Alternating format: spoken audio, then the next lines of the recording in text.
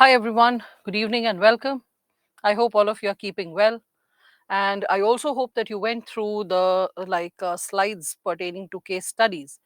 So, yesterday we started with the dimensions pertaining to case studies, and in which I just explained you what case studies are associated with. We explained, just got an overview associated with the World Development Report, that how it expects in any situation pertaining to decision making, how it is related to thinking automatically, thinking from social and empathetic perspective, and how it is also decision making is facilitated by mental models. To explain the same, I also said that there is no fixed ideal answer or fixed answer format per se, but still we can reflect upon something tentatively which can be helpful for all of you. I also said that you can create a pre-memorized list associated with, we can consider the common dilemmas, conflicts, values, the precedents which you can reproduce in the answer, and by which you can just create the possibilities pertaining to your answer. Also, I said that maintain a logical flow, that's important so that the examiner can connect with it, and also recognizing the merits and demerits of the case pertaining to every dilemma that you are exposed to, right? So, when I was substantiating that, we can also reflect upon the general structure of a case study, right? So, this was the general case structure, the general structure of the answer of a case study, that is, facts of the case, stakeholders, their interests, ethical dilemmas, possible notes of possible courses of action, choices that you have before you, the merits and demerits of the case, then chosen course of action, like what you chose and why, the logic behind it, so the merits that you chose for, and the demerits which are associated with it, which you can overcome. And then finally, last but not the least, the conclusion, in which value you endorsed, which value you upheld, the benefits that you accrue from it, right? So that's something which all of us can connect with.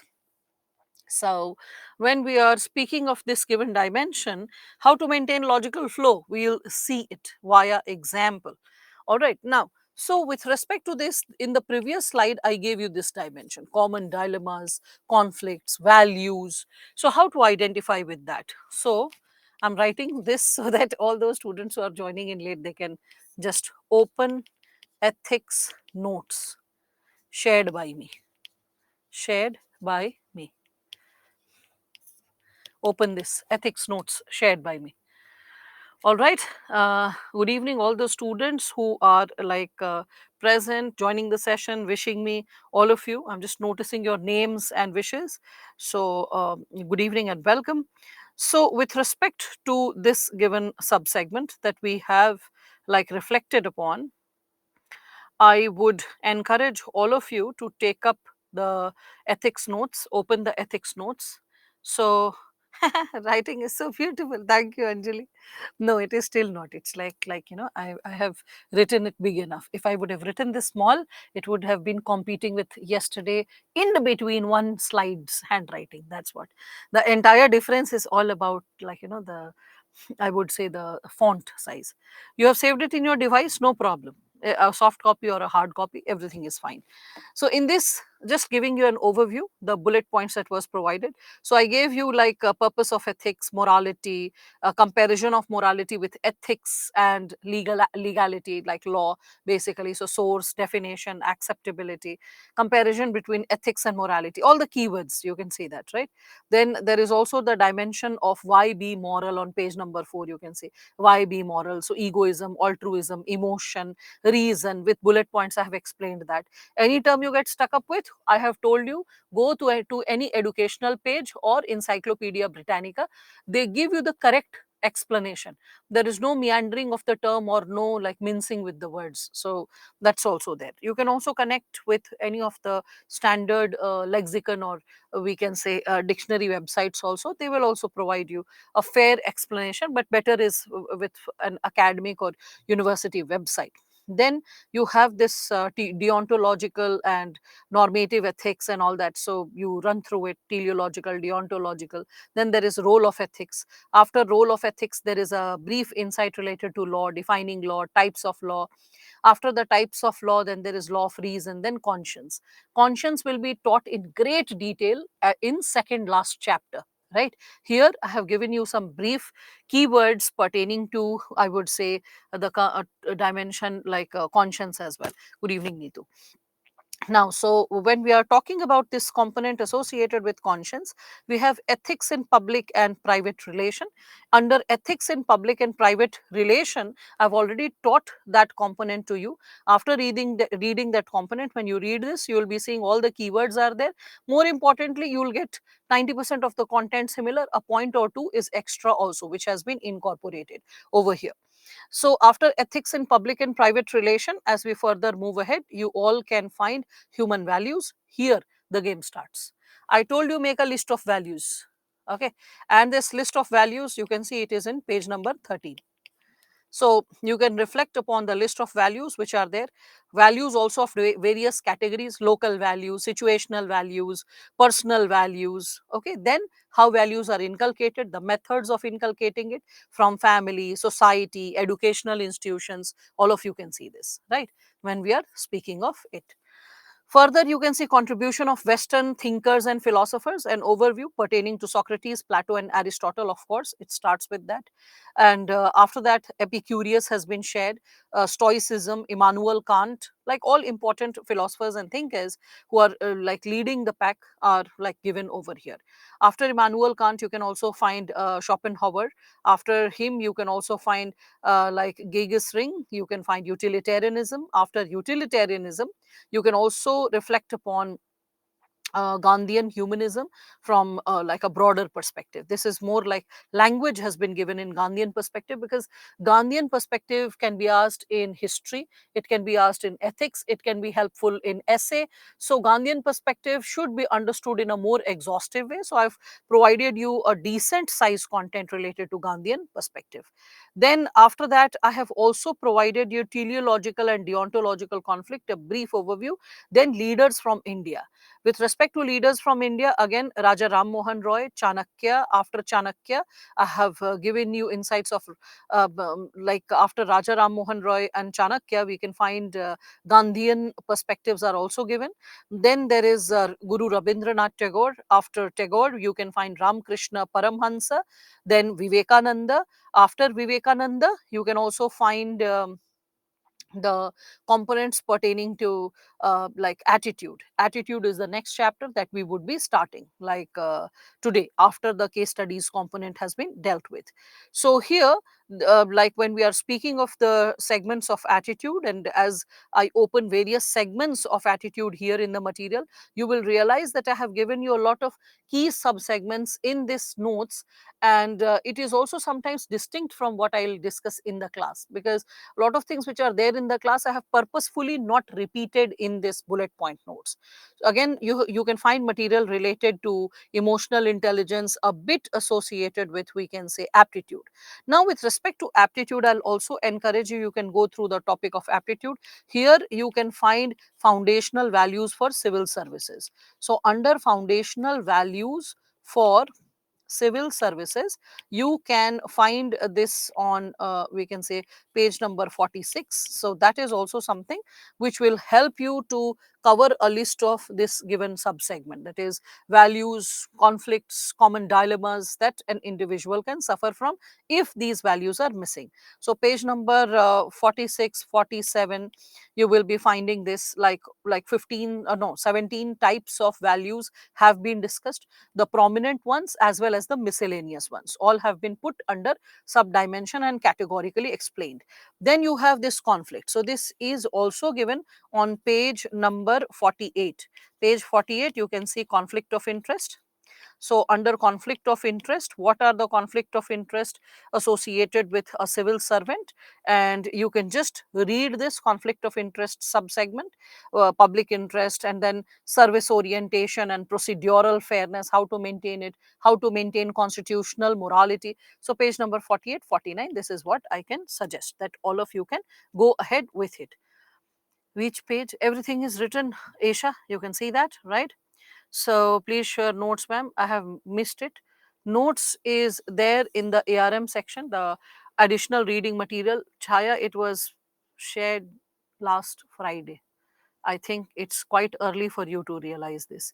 Which book? Everything is written on the board for all those students who have joined in late. Okay.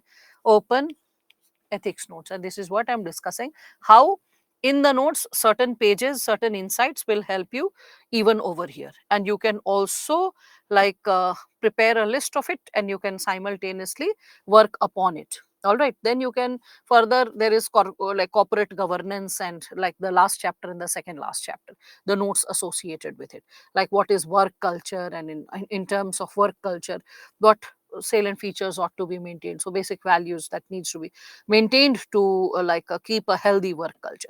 So all those subsegments, when you are reading it, you get exposed to it. Now, as we are working towards it, so with respect to this given subsegment, I can also advise all of you that you can run through this like material, this subcomponent, and memorize the keywords. Be very thorough with the keywords. When you are like thorough with the keywords, recalling the content effortlessly is possible. This is what I can suggest. Now, other than this material, what I can suggest is, even when you are reading later, when as you ripen, you can just come up with Subbarao, and with respect to when you are reading Subbarao later, you can just take out the key points pertaining to these areas, like what are the list of values, potential conflicts, and you can further add to the list. I've already given you the list. You can further substantiate the list. You can enrich the list further. This is what I'm sharing with all of you. Now, with respect to this, as you are getting it, the segment pertaining to what are common dilemmas. Dilemma, the word, as we all can see. So, dilemmas are associated with confusions that we have, for which yesterday I said that when your internal locus of control is weak, and why will internal locus of control be weak?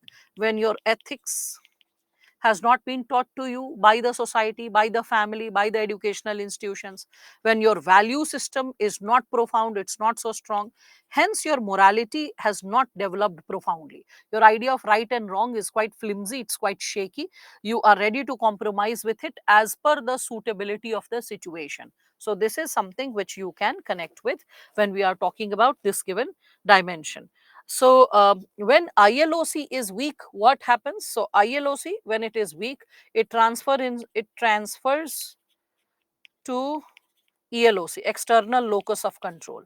And when external situations are controlling your decisions, it can be guided by selfish interest. It can be guided by, the situation, and as per the suitability of situation, how you are choosing to behave. But you are introduced to the ethics. It's not that you are unaware, you are not in an animal state. So when you are introduced to the ethics but they are not strong, you are introduced to ethics slash values. Why is it working partially? So when you are introduced to ethics or values, but like, let us consider it's not strong, but it's not strong, in that situation what happens? This leads to cognitive dissonance. Cognitive dissonance.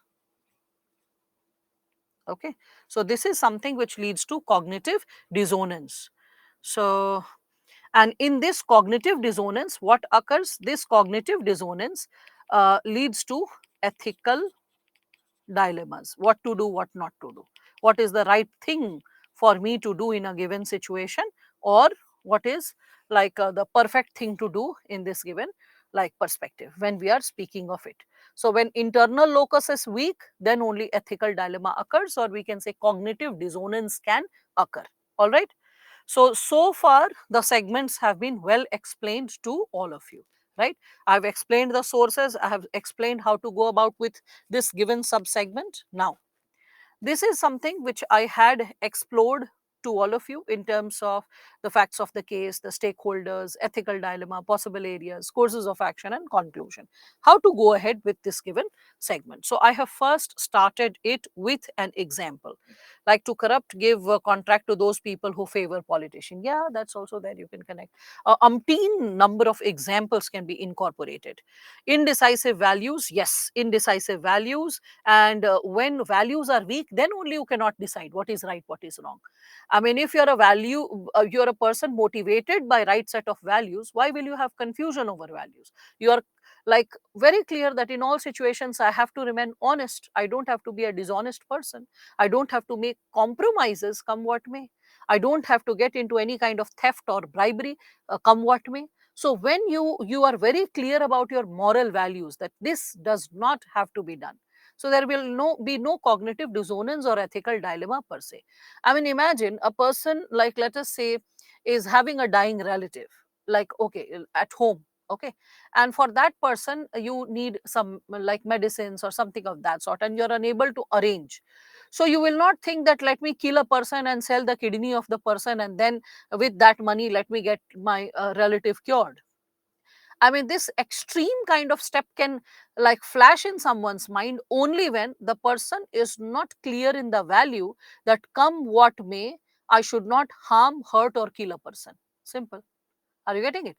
Cognitive dissonance will happen when the person is like, I don't care about broader human values, human principles, and human rights. What I care is about my emotion, and my emotion is very strongly attached to this person, not anyone else in the world. So, this person should be alive, come what may. Even if the entire world dies, this person has to be alive.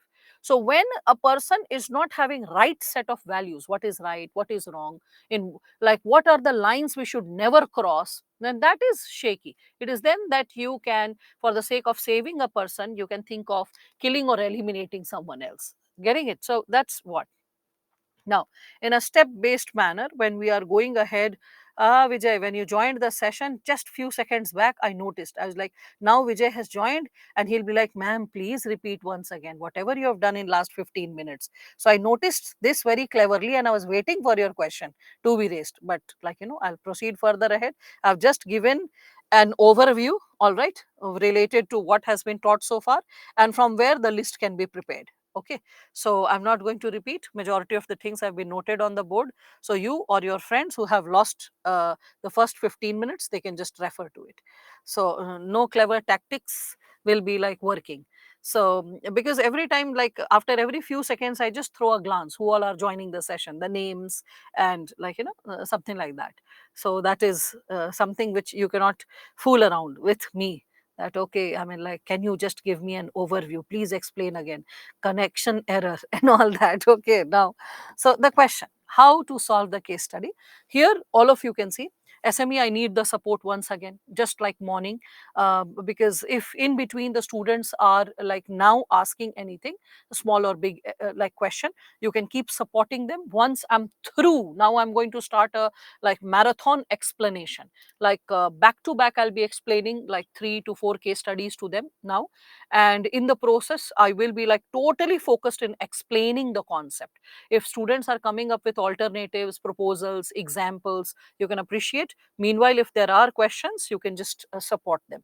And if you like there is a question in which you like students, you need greater support beyond what SME sir or ma'am is supporting, then you can raise it once again later once I'm through with explaining the case studies. So just hold your seat belts and just buckle yourself up and start with this new segment of case study. Now I'll be explaining you non-stop for at least like 1 hour or so. So be prepared and be very regimented and thorough. Step by step, we can reflect upon the possibility of how case studies ought to be solved. I'll start with a very easy one with a very detailed explanation, also with written text, and then I'll take to another level, and then further another level, then UPSC exact level that is being asked, and then the previous year question. So that is how we'll progress now.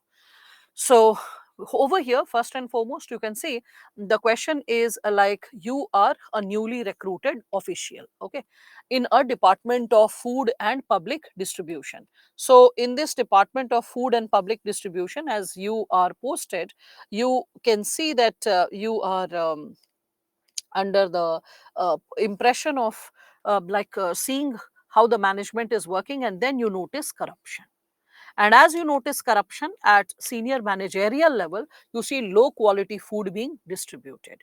You're also seeing that there are like distribution units being awarded in an unscrupulous manner, not in a fair manner.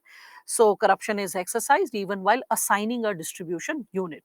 Later, you realize that top management is also aware of it and is a party to the crime. And then you, as an honest upright officer, you repeat your plea to the relevant authorities that there are a lot of malpractices happening in my department, but no one is paying heed or paying any interest to your complaint.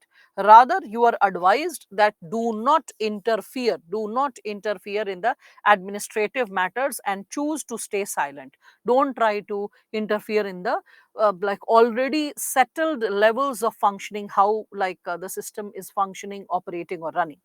Now there is a simple question: what should he do? No subparts, nothing, simple. What should he do? Here, with respect to this, when it is open ended, what should he do? We will open the same headings and subheadings that I had discussed with you. So first we will see facts of the case. Then after facts of the case, we will look into the stakeholders. After stakeholders, we will be like looking into the like bone of contention, which value is stuck and why.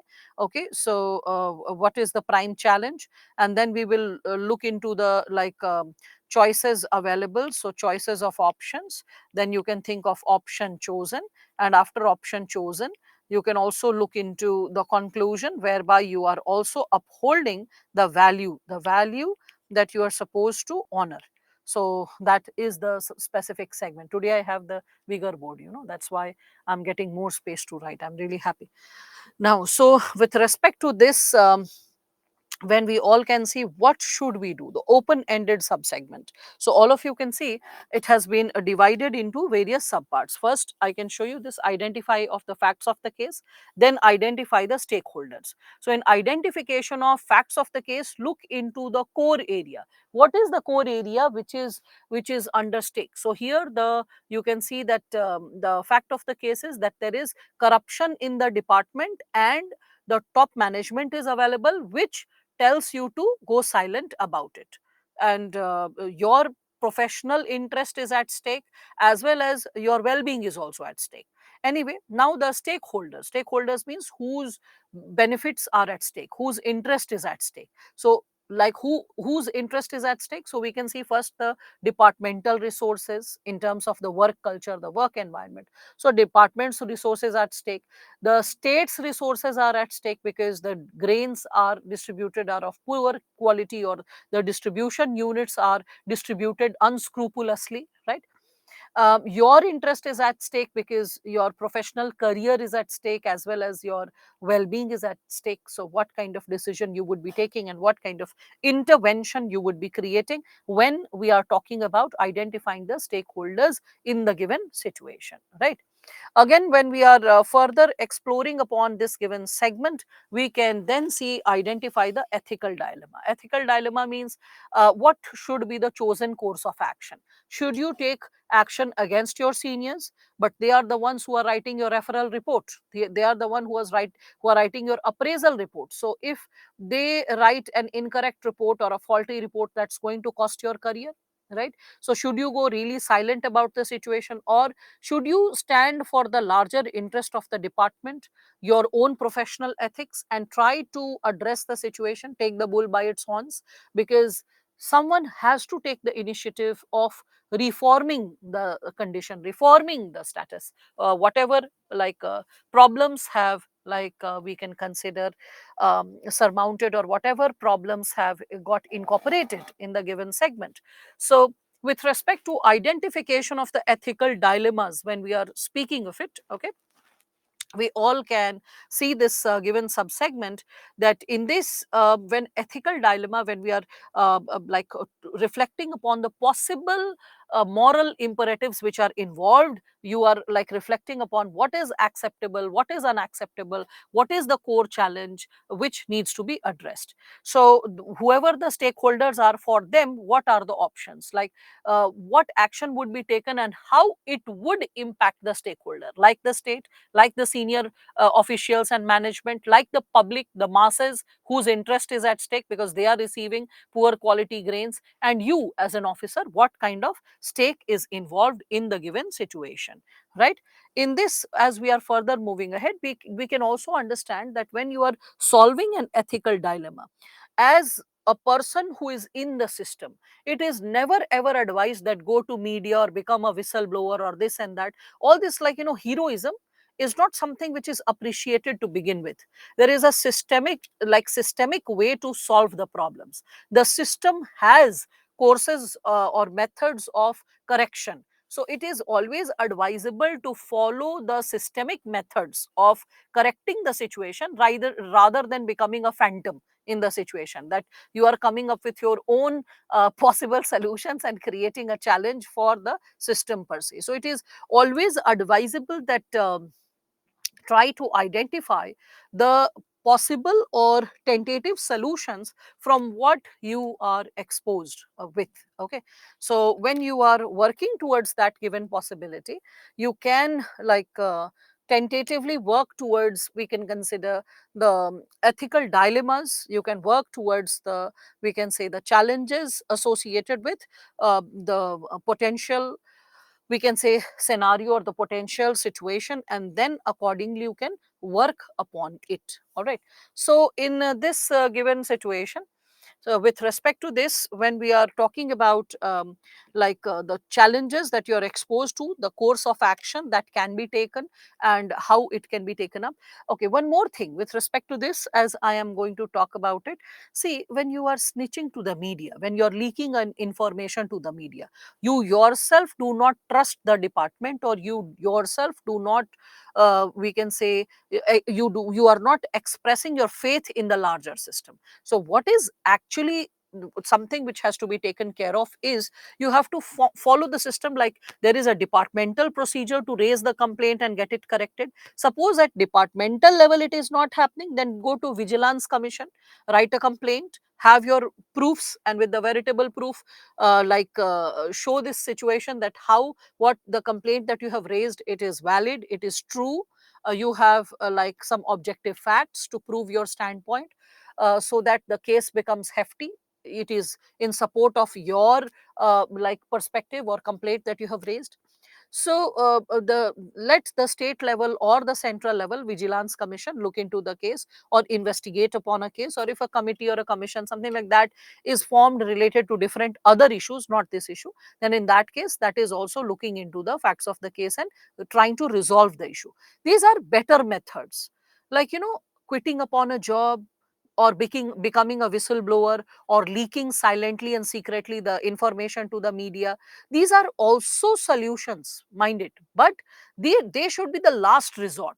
Means when you are totally hopeless, totally helpless, when you are truly cornered and there is no way out, in those situations you can reflect upon these possibilities as well.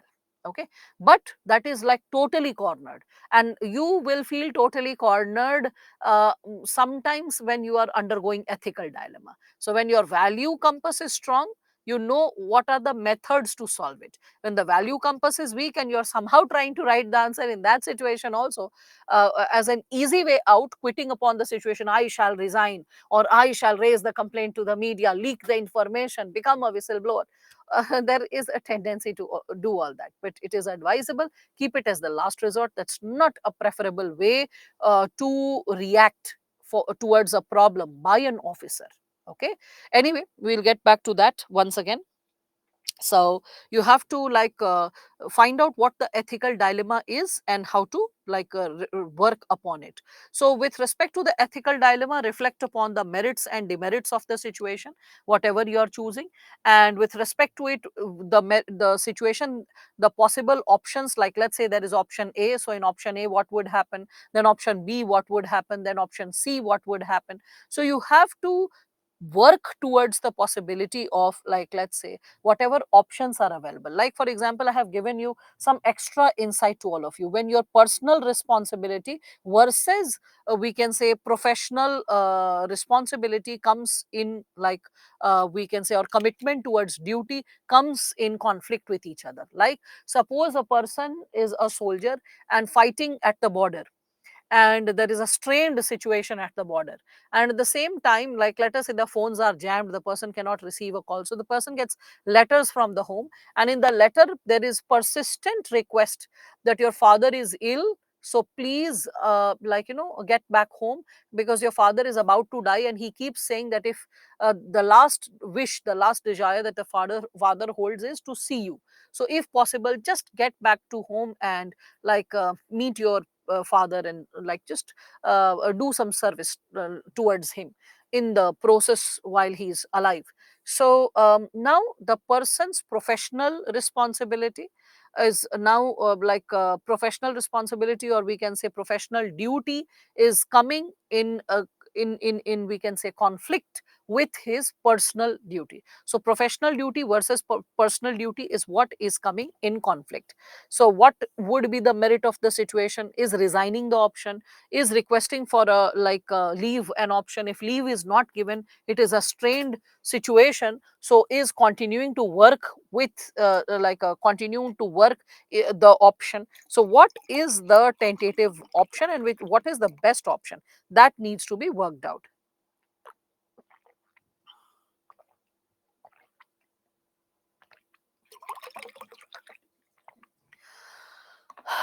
So when we are speaking of this component associated with demerits of the case, we all can work towards these given options. So here, as we all can reflect upon the same, we all can see that doing nothing or resigning from the post is also not a decision which is correct. It does not resolve the situation. So probably you can encourage the possibility of taking better care, maybe supporting through a different hospital or something like that, and holding the uprightness of service towards the nation, because nation first policy is something which you sign as a soldier, sign as an officer, that your first priority is going to be national interest over and above regional interest, over and above community interest, over and above the interest of the family. First, it is the national interest that has to be prioritized at all times when you are choosing such jobs. So that is how, when you have a cognitive dissonance, when there is a dilemma what to choose, what not to choose, you have to understand that what is the core commitment associated with that situation to which you are exposed, and how you can, what are the possible alternatives, which with every alternative, what is the merit and demerit, the what consequences can probably follow, and then finally what you choose and why you choose. So the decision making is something which is based on the situation which has least demerits and highest merits. So that is a logical corollary, or the logical we can say aftermath that you need to understand, and then choose that in your course of action when we speak of it. Okay, so once you have chosen the plan, then you can further think about the possibilities of how to think right and how to incorporate the imperatives. Now, along with this, when you have chosen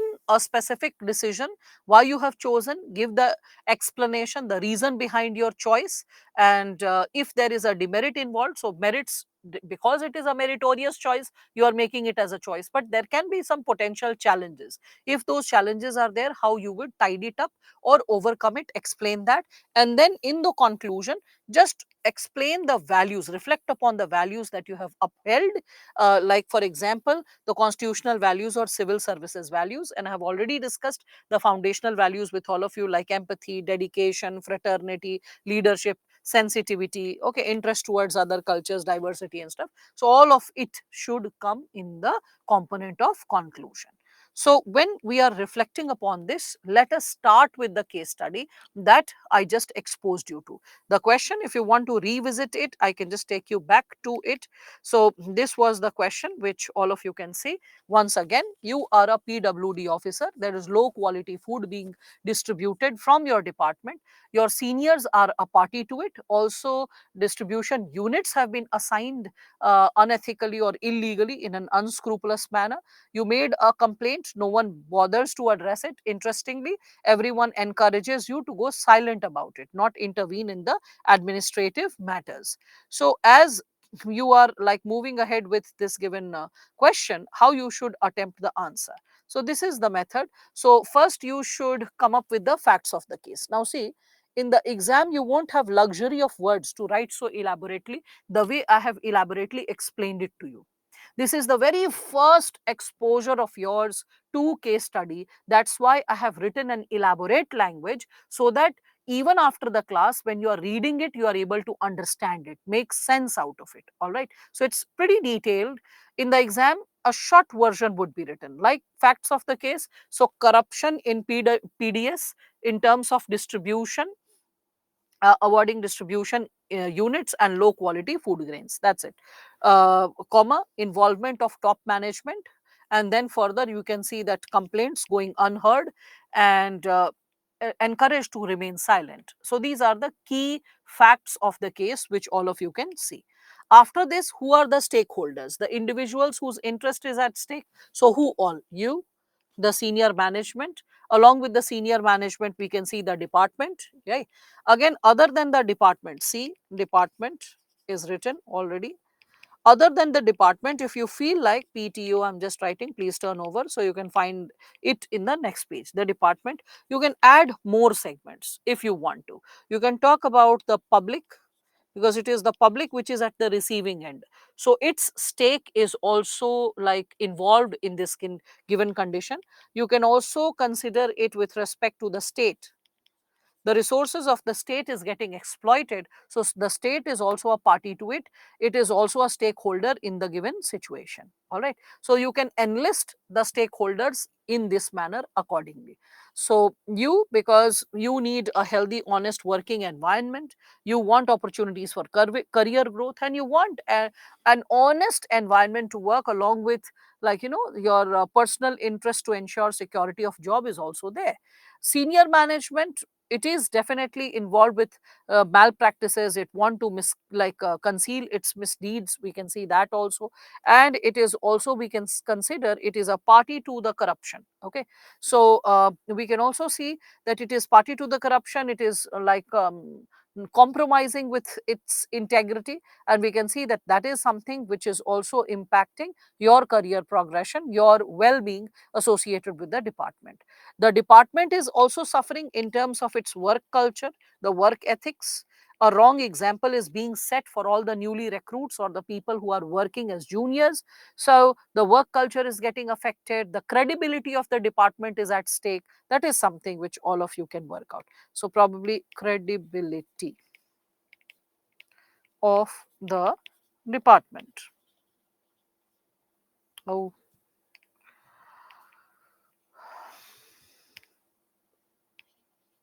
can also be incorporated over here.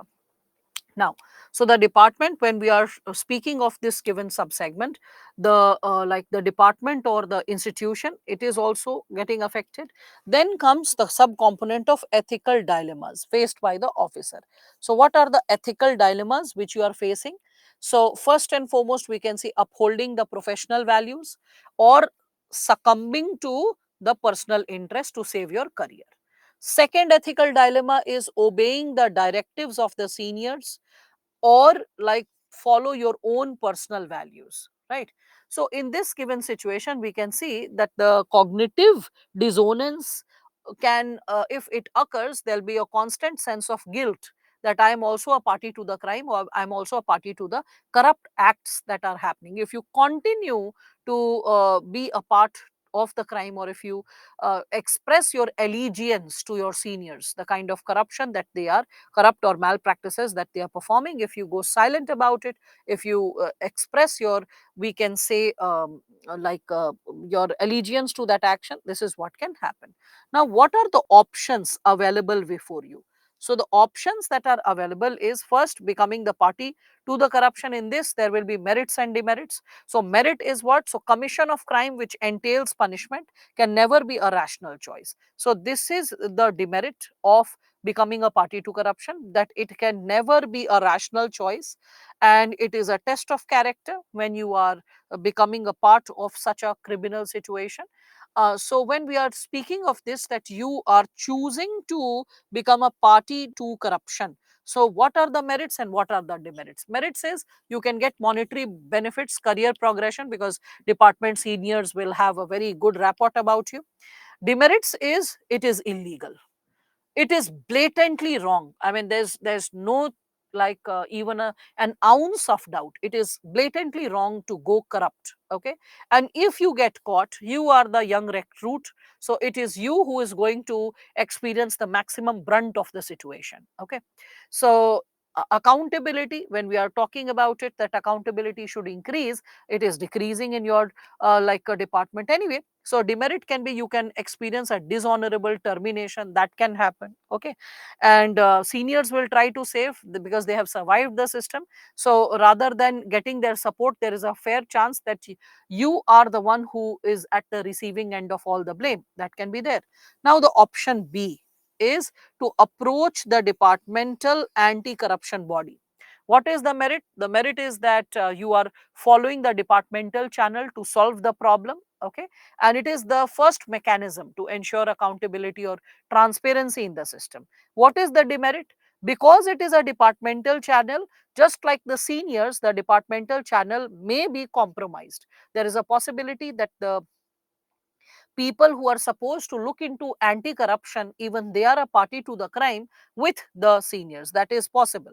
So we can see that first challenge is the burden of proof will fall on you, because you have raised the complaints, so you have to prove that how the seniors are into unethical or illegal practices. So you will have to come up with substantive proof. If there is no proof, action can be taken against you. So burden of proof is there. Again, you can also see that there is a possibility that this department is also compromised, and if it is compromised, then the complaint will again fall flat on it, on the face, right? And the performance evaluation of the person may not be satisfactory. The seniors will not, because now they are aware that, oh, this junior is acting smart and is coming up with a complaint, so it can backfire against you, right? Then further, we can see that if you are coming up with a C option, that is leaking the case to the media, like whistleblower or whatsoever, okay, or silently leaking the case, you are not coming on the face of the public, not disclosing your name or personality, still you are leaking. So this you are doing with anonymity, and there is a chance, like when we are talking about it, so the chance of personal backlash will not be there, because they don't know who has raised the complaint.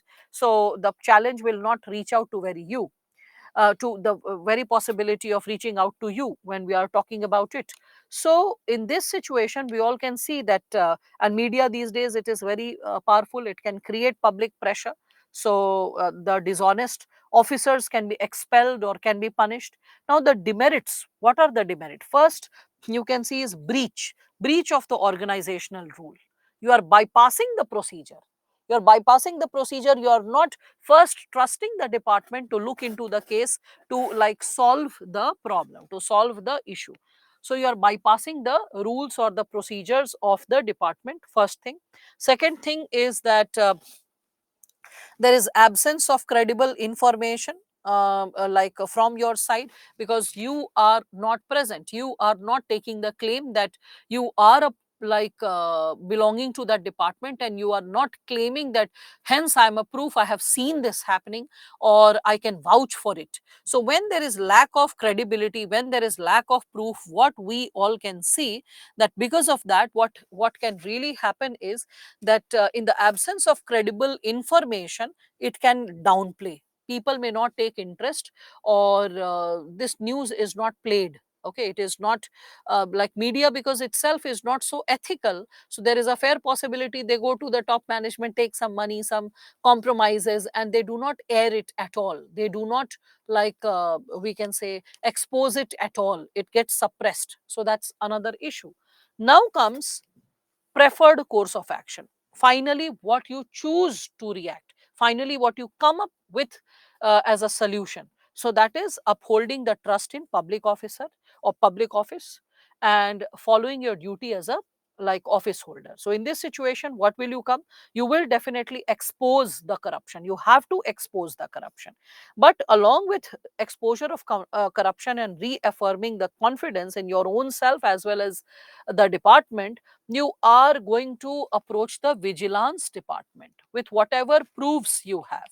Okay, and when you reach the vigilance department, if you have the correct proof, and when the inquiry is there, then with, and because the inquiry will be serious and you have like all the right proof, so the proof will be working in your favor. That possibility will be working in your favor, and that is something which will come up with this given insight, that yes, this given officer has given the correct amount of proof with which we all can see that this kind of crime definitely has been committed, and with the proof no one will be able to deny, even if an official or two is also corrupt and is still in the vigilance team, cannot deny it, because now the proof is working against, we can say, the friends or the bosses, whoever they are.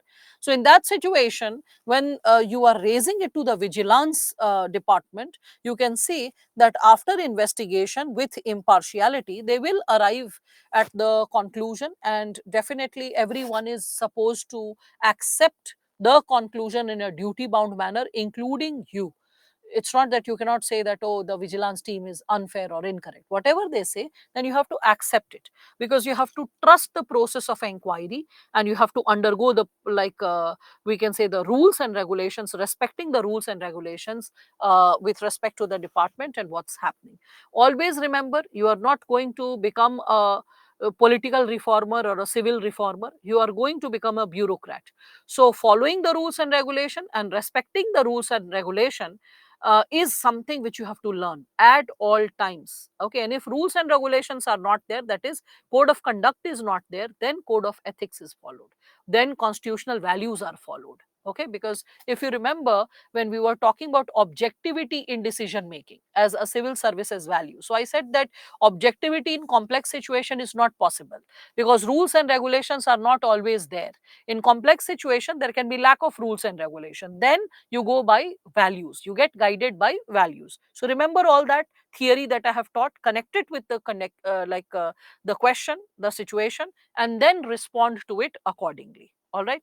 So with respect to this, there can be a possibility that the inquiry committee is the creation of the committee gets delayed. That's okay, but you have to just, respect the process, continuously pursue the matter. When you work, pursue the matter continuously unto satisfaction, then definitely action is taken.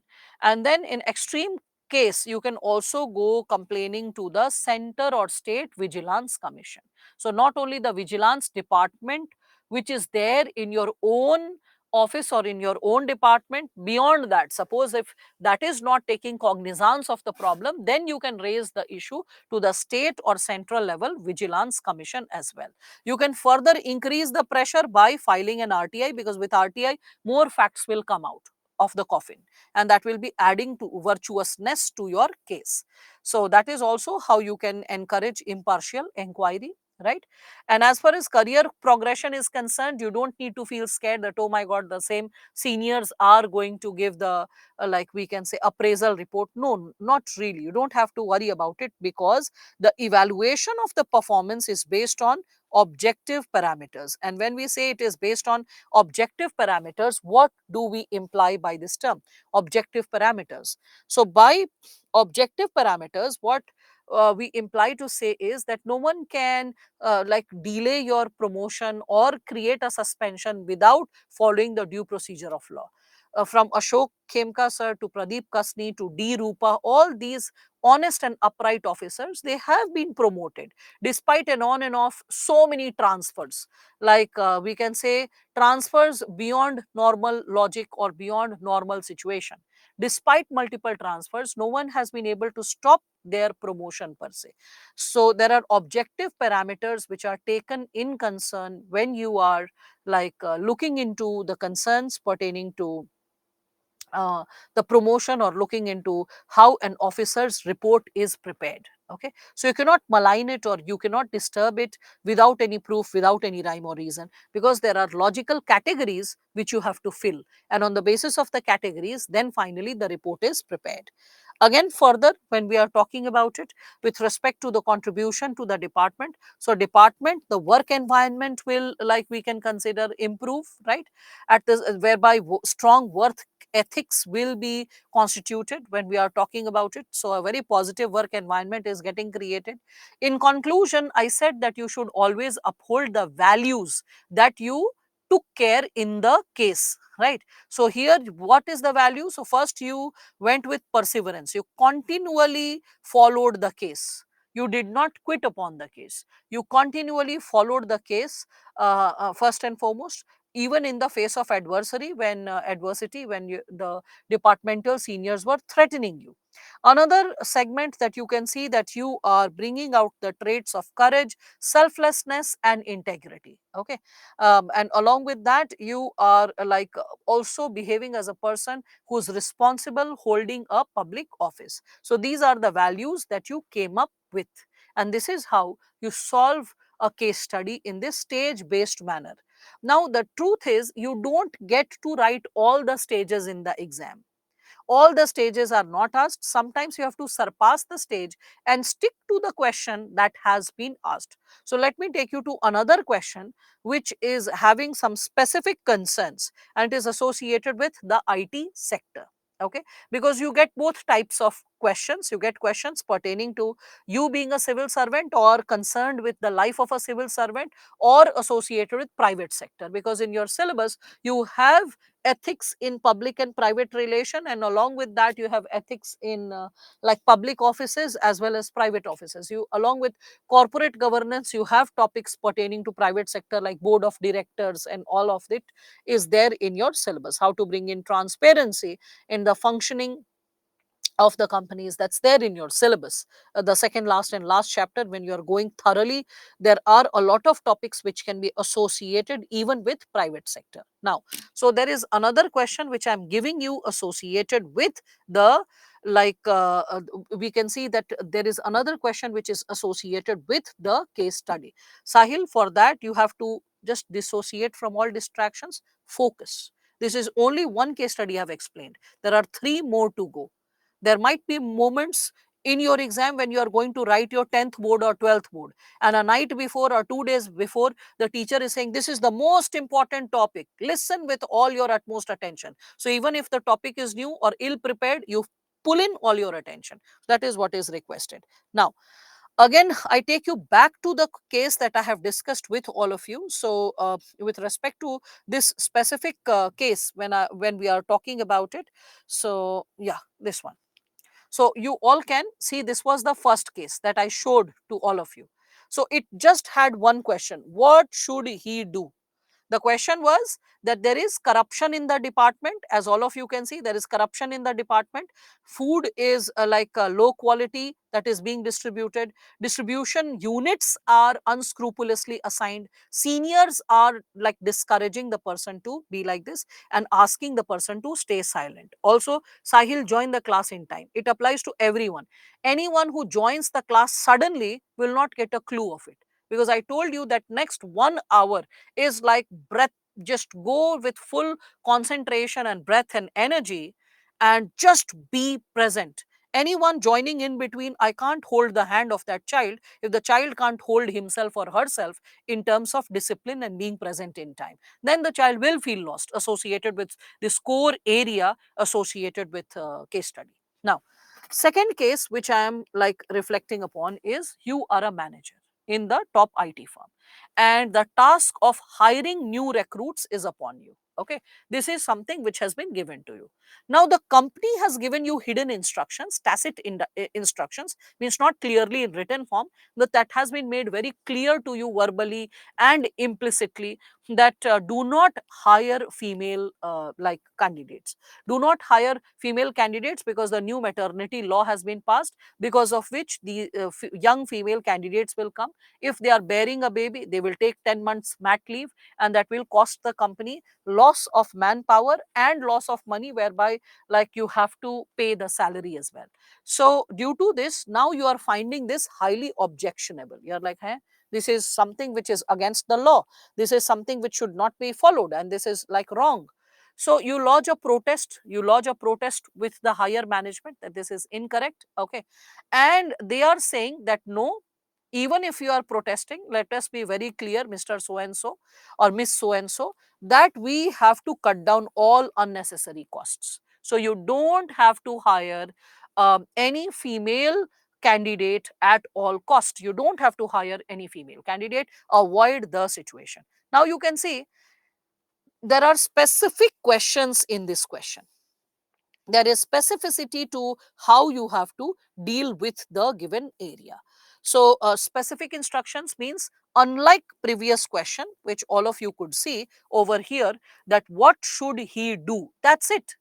Okay, so you were going by the 6-step method, like facts of the case, stakeholder, then ethical dilemmas, then after the dilemmas, what are the like choice of options, finally which option do you choose, then the conclusion.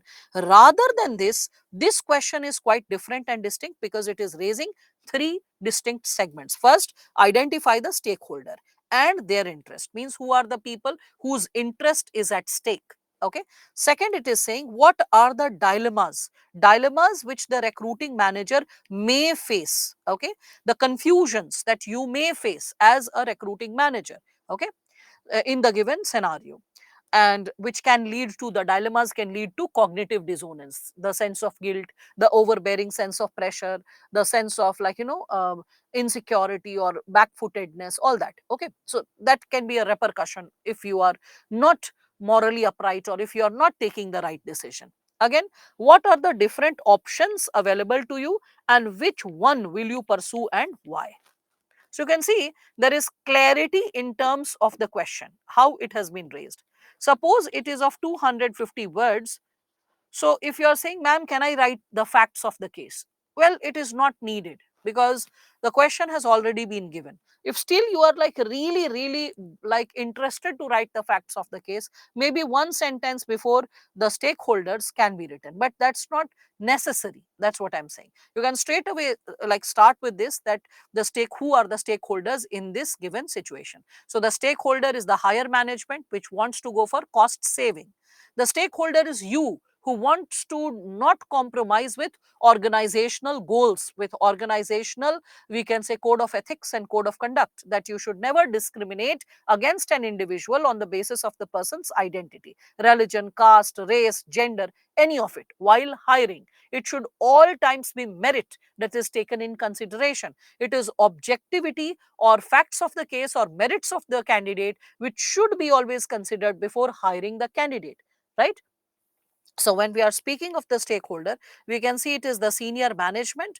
We can also see it is you. And after that, the female candidates, that after all odds, like, they are like working uh, to prove their might, and they are not getting a fair chance to even compete or get recruited. Again, the female candidates can be divided into two parts. One, the potential ones who deserve to get hired or who are deserving or they have the skills, and the second can be associated with who are already working. So those who are already working in such a working environment where the management is so hostile to female work employee, so in that situation, there can be discrimination, some other kinds of implicit discriminations exercised towards female candidates. If there is any, one has to be particular, because healthy work environment has to be created so that it is like a win-win for all, right? So when we are reflecting upon the same, what should be your approach? Okay, so as I said, the three segments: hiring manager, the company, and the female candidates. Extra, you can say the government, because the government has created the law. So if people are not abiding by the law, it is working against the larger ideals set up by the government to bring in social justice. Okay, it is also working against the larger society, because any such action that you take at personal level or departmental level, which is which is impacting the lives of others, it backfires for others, is a matter of grave concern. So that's why few days back when you all were asking about Jyoti Maurya, I was like, it is her personal decision what she is doing, and she's not doing something out of the blue which we have not heard of, right? For decades we have been hearing such situations that an officer, quit the marriage or stepped out of the marriage, went with another person and yet another person, and this cyclical monogamy is nowadays quite common in trend. Separations and divorces have become so common, and people not having a sense of gratitude or people not having a sense of allegiance can happen. That can happen. It's not unheard of in this world. But yes, why everyone was concerned about this female officer from Uttar Pradesh? The reason was that because of her action, a lot of girls who are married and preparing, they were discouraged by the husbands. The husbands were suffering from insecurity. See, a father will not suffer from insecurity, but a husband, because the relationship is fresh and the trust building exercise is yet in process. So that can backfire. That possibility can hinder or threaten. So that is something which all of you can connect with, or all of you can associate with when we are talking about this given situation, right? So when we are talking about the concerns associated with Jyoti Maurya, as you people were asking, we can see that the problem is not she, it is her decision impacting all the young women who are married. A lot of people started giving the slogan also that it is Beti Pachao, Beti Padhao, not Patni Bachao and Patni Padhao. But the thing is, all women deserve to get a fair chance for skill development, especially those women who are married young and early. I mean, even if they are, that's not a child marriage, suppose it is a marriage like at 21 years or 22 years, still the girl is fairly young. She has just completed graduation, and the career progression or capability to start preparing for the exam or start appearing for a competitive exam starts from there. And if, like, let us say the couple is experiencing some kind of strain coming from the societal examples, incorrect societal examples, that also backfires. That's why what's happening in your department is not the issue only of your department. What's happening at your department at the level of hiring, it is going to set a wrong precedence, a wrong example for other departments as well, for other IT companies as well, because it is a reputed IT company of national level. You can see that the question, if you are seeing that, you are in the country. So this is going to set a very wrong example for other IT companies, and moreover it is going to create a problem for a lot of women, because one bad example, one wrong step sets precedence for a larger possibility. So one has to take care of that. All right, so that's why society is also there.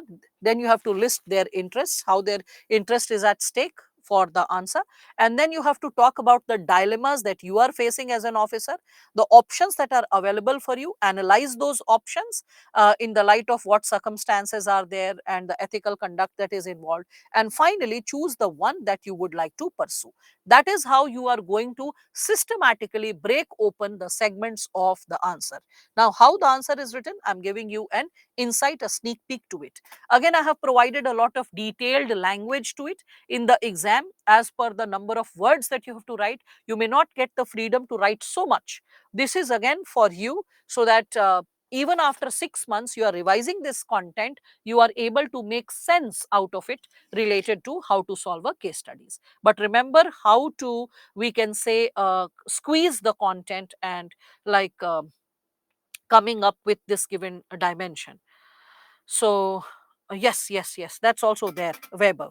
There were a lot of issues associated with that as well.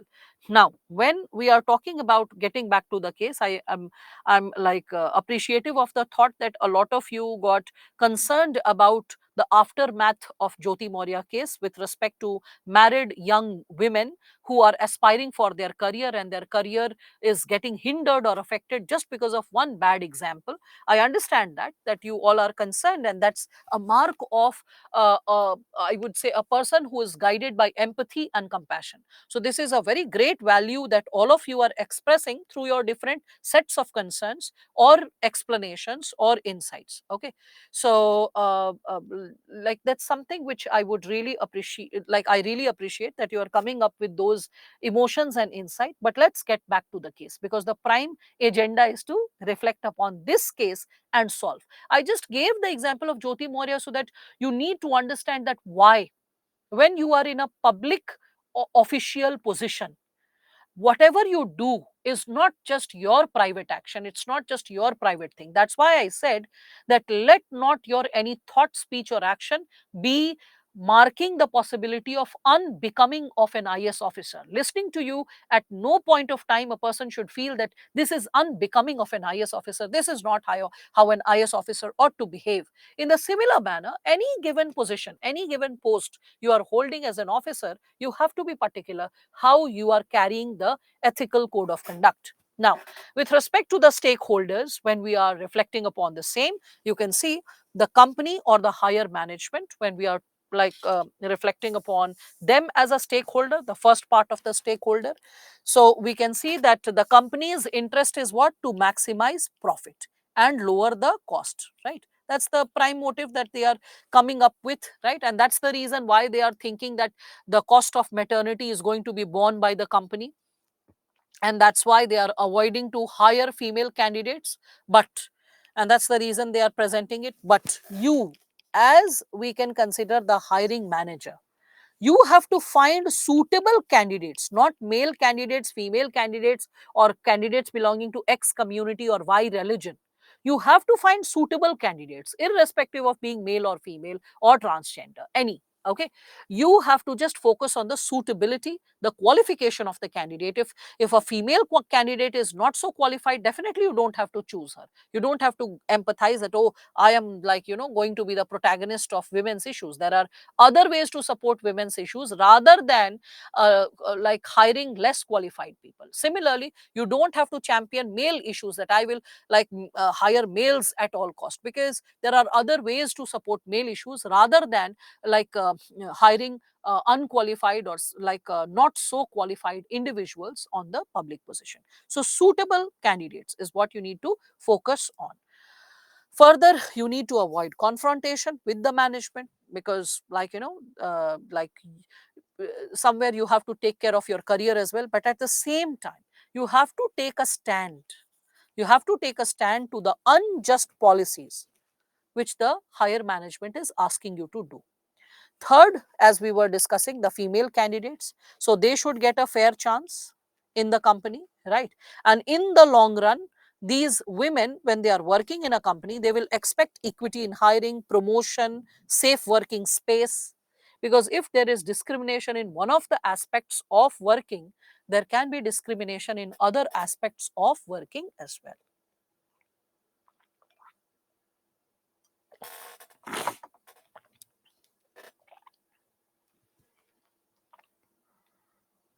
So, pertaining to it, when we are further moving ahead, we can see the government and the society.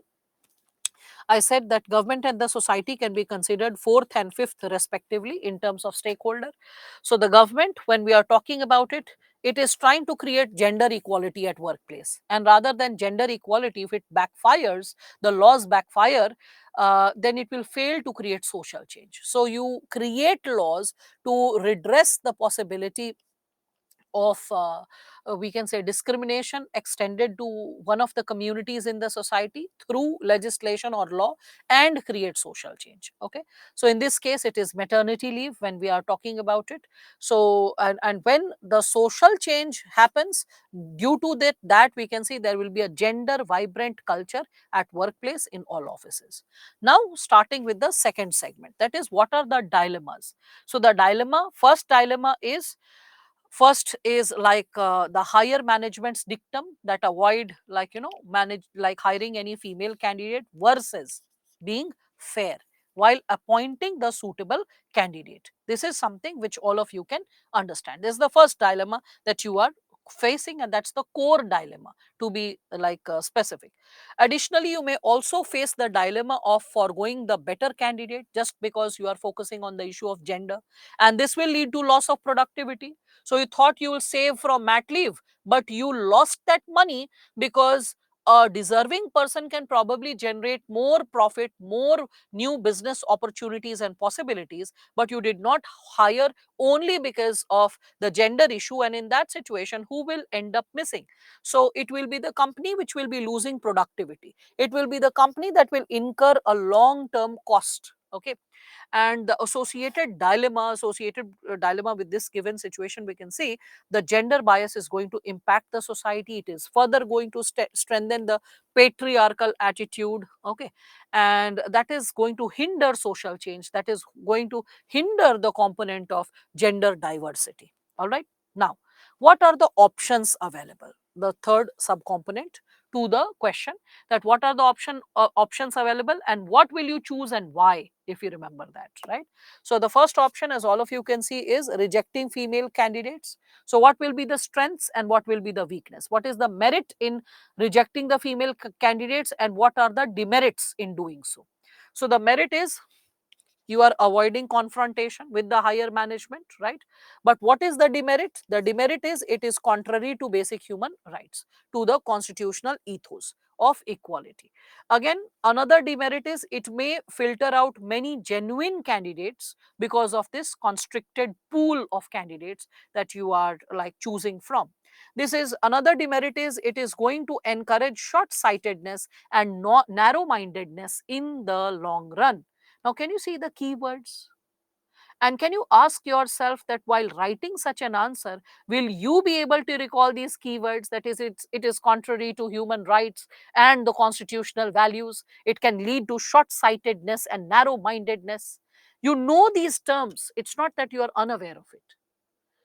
Being aware is different from something being a part of your thought process, something being a part of your expression. So it can become a part of your expression only when you are practicing. So as I will keep explaining, this component of case studies, and as I establish clarity pertaining to case studies, as it is established how to solve case studies, it is expected from all of you, take simpler case studies, open the material, open the books, and try to see and copy the answer, write the keywords, explain the segment to yourself. As you gain confidence, bit by bit, means you are getting thorough with chapters like attitude and aptitude and foundational values for civil services, conscience, emotional intelligence, okay, conflict of interest. When all these topics are getting prepared, when you become thorough, then after few weeks start closing the books and writing the answer by yourself. Initially, open the notes, open the material, open the book and try to see and write the answer. When you gain confidence, go with closed book approach, because in the initial go you are not having the strategy to write, the approach to write, the language to write. So initially the struggle will be tremendous. So open, consult, and then try to write, and start with easier questions, not twisted loopy questions. Okay. Again, there is one more thing which I would be suggesting is 2017 question paper was very distinct and different from the previous or later questions. 2013, 14, 15, 16, ethics was a very scoring paper. In 2013, when it was introduced, I mean, the marks, they shot up to 138. Next year, it shot up to 146 or so, 2014. So 146, 148 students were actually scoring in ethics compared to GS paper 1, 2, and 3. Paper 4 is very subjective, and higher level of subjectivity either helps you to shoot up or shoot down, just like interview. Interview is a subjective way of analyzing your personality. So either you get 210 or 195, or you get 135, 125. So the possibility of subjectivity is something which impacts the personality tremendously. When you are understanding this bit, when you are able to grab a sense of clarity and insight associated with this, you can further reflect upon other dimensions or other, we can consider, potential insights associated with this given area. So with respect to this given dimension, when we are talking about the female candidates and like reflecting upon rejecting the female candidates, we all can reflect upon certain core insights, right? So you can just see that when you are able to address the subjectivity. Okay, there's one more thing which I will address. When I was talking about 2017, why was 2017 paper tough? Or even to a certain extent, 2018 was also a little crooked, cliched. 2017 was tough because in the year 2017, while prelims, IPS officer was caught red-handed cheating in the prelims. So a lot of people questioned, oh my God, how come this fellow is an IPS? So did he qualify the previous exam also by cheating? Now it's like you get selected as an officer, and after becoming an officer, if you are performing some corrupt act, you are punished for that corrupt act. Your selection is not questioned. So definitely his selection could not be questioned. But because he was selected quite recently, so people went into his, like, details, how much he had scored in which paper. And interestingly, this fellow had scored something in 140s in ethics paper. So everyone was like, oh my God, is the examiner not really able to see through a person? Can a person charm the examiner with a gift of gab, with the beauty of words, writing the right set of cliched terms and words and answers, and get an advantage over the situation? So, is it possible to impress upon the examiner by writing the right set of technical words, technical jargons, right set of values, ethical dilemmas, like reflecting upon the ethos, the code of ethics and code of conduct, and impressing upon the examiner? It seemed so. It seemed so that, like, ethics paper has not been able to look into the subjectivity of this individual, and that's why this person, just like 2 years back, has got such amazing marks in the ethics paper. I mean, he wrote the 2 years back, and then last year he got the result, became an IPS. Then again, he went to Hyderabad, left his probation training in between, came back for writing the prelims, all that stuff. That means if the selection is the recent, that was put under scanner. Now the UPSC examiner is unknown, the evaluator is unknown. So who will bear the brunt? So the brunt was borne by the question paper and the candidates. So 2017 question paper was different from the previous year question papers. The questions were pretty short, the directions were very limited, and the students struggled how to write 250 words or 150 words with the limitation of question that was asked. Especially for 250 words case studies, students really struggled. Like, what dimensions to open? It's the question is too, like, compartmentalized and too tight. The dimension to substantiate is not there, because with longer case study you have a lot of dimensions to think and incorporate in the answer. If there is no long case study, just one sentence is given and you have to reflect upon that one sentence, that your parents life is at stake, and at the same time you have to not you are exposed to a criminal's, we can say, corrupt design. So what will you choose to do? Will you complain and will you take action against that criminal, or will you create a safe environment and space for your parents who are threatened in their morning walk? It's simple. What are you going to choose and why? And that's A option. Again, B and C, so 3 or 4 sets of such questions was created. It is considered accepting small gifts also encourages good communication and public relation, which is important for an IS officer. At the same time, accepting gifts can also quantify as bribery. So what are you going to do and why? So are you getting it? Like, all this. So you have limited content. So how to quantify the content to 250 words was a challenge in the year 2017. That was an out of box year, I would say that. 2018, they still maintained the strictness. So 2017 ethics marks, you will find 105, 94, 98. So students struggle to get even 100. Okay, 100 that year only one candidate got good marks, and which was above 125. It was 127 or something like 132, something like that. But 95% of the students had less than 120, and out of which again I can say 80% of the students had less than 105. So ethics was a massive disaster in the 2017 year.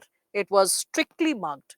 2018 also, a fair level of strictness was maintained. But again, for past 2 years, like we can say 2021, 2022, ethics is back to track. Like again, it is like fluid. The nature of marking is relaxed. Subjectivity is up. You get better scored compared to GS paper 1, 2, and 3. I just informed you the history of ethics paper so that you are aware of these turbulences which can impact your paper as well, or the nature of questions that are asked. Another reason of informing this history was that when you see the question paper and when you see the 2017 mains questions related to case studies different from the previous year, or the questions which are asked in 2021, 22, again we are back to the same track, old track. 13, 14, 15, 16, same track is of 2020, 20, 21, 22. So you see that we are falling in the same track. Again, it is easy. Though questions are long, but longer questions, case studies are easier to solve because you have multiple dimensions to think. That possibility is back. But if you see 2017 question paper and you feel threatened that, oh my God, I don't know how to solve this, the nature of asking question is very different, know the reason why, and know the impact, how it impacted the marks of students in that specific year in terms of they getting selected. All right. So yeah, like the CSAT paper of this year. Now, when we are, how did he even cheat in the prelims? He used a Bluetooth in his ear, and from the other end, his wife was connected, and she was prompting the answers to him. That was the thing. All right. So, matlab you want to learn the cheating methods also, or what? And you just, I told you that he was cheating, so he was cheating. Yes, that was happening in Andhra. Now, getting back to this, so how it has impacted the nature of questions, how it has impacted the nature of evaluation. After explaining this, as we get back to the final part of the answer, how to choose the best option and why. So, first, whether you will reject the female candidates. If you are rejecting, what are the merits, what are the demerits? I have already discussed this, right? After merits and demerits, we can also see the second option that you have. So, hiring the suitable candidate objectively. And when you are hiring the suitable candidate objectively, this is the merit. I mean, sorry, this is the choice that you are making. And if you are making this choice, what will be the merit and what will be the demerit? Merit will be competent and deserving candidates will be hired for job. So, this is the merit. And the demerit is maybe the senior officials can go upset or they may not appreciate this stand. So, how are you going to solve this situation? What is the option that you will pursue? Of course, you will pursue the second option, but you will add more volume to it, because for looking into concerns of gender inequality, that is the role of HR, not Rangoli, as they say in this stand-up comedy. The role of HR is to remove frictions at organizational level, upkeep all the organizational values, and also maintain the cordiality of code of ethics and code of conduct of an organization at all times. So all the grievances, complaints, etc., they reach the HR first and foremost when we are talking about it. Okay. So when we are speaking of this given dimension, we can see that confrontation with the seniors is not the way out. What is their persuasion? This is the next chapter which we are going to discuss.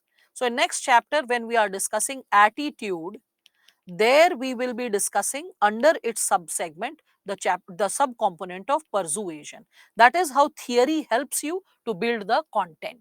Okay, so persuasion, you will persuade, and through which you are going to indulge in attitudinal change of the senior management. For this, you are also going to take the help of, we can say, HR. Okay, which I have suggested later. So you can also see that like immediately bringing attitudinal change and persuasion is not possible, because that's an immediate situation. So this persuasion and attitudinal change can be connected with long term measure. Long term, this is what you need to do. Now, with respect to the short term possibility, you have to objectively demonstrate the cost associated with hiring women employees who are competent and effective, but and versus men who may not be so competitive. So if you are finding really very competent women, and if you are not hiring them, what will be the cost that the company will bear versus the candidates that would be hired if they are not so significantly skilled, if the men are not so significantly skilled. So you are first going to give a cost benefit analysis. Okay, another segment is you are going to seek the help of HR to reach out. If needed, you can also reach out to the governing board, because I told you in your syllabus there is board of directors. So if needed, you should reach out to the board of directors, raise the concern before them, present the cost benefit analysis of hiring a deserving candidate even if she is a female versus hiring from a restricted pool or constricted pool of individuals who are not so competent, and the kind of cost that will be borne by the company in the long run by hiring such individuals who are not productive enough, contributive enough. Okay, so that is something which you have to indulge in, and not only reach out to the higher management with respect to persuasion and attitudinal change. If needed, reach out to governing board as well with the help of HR.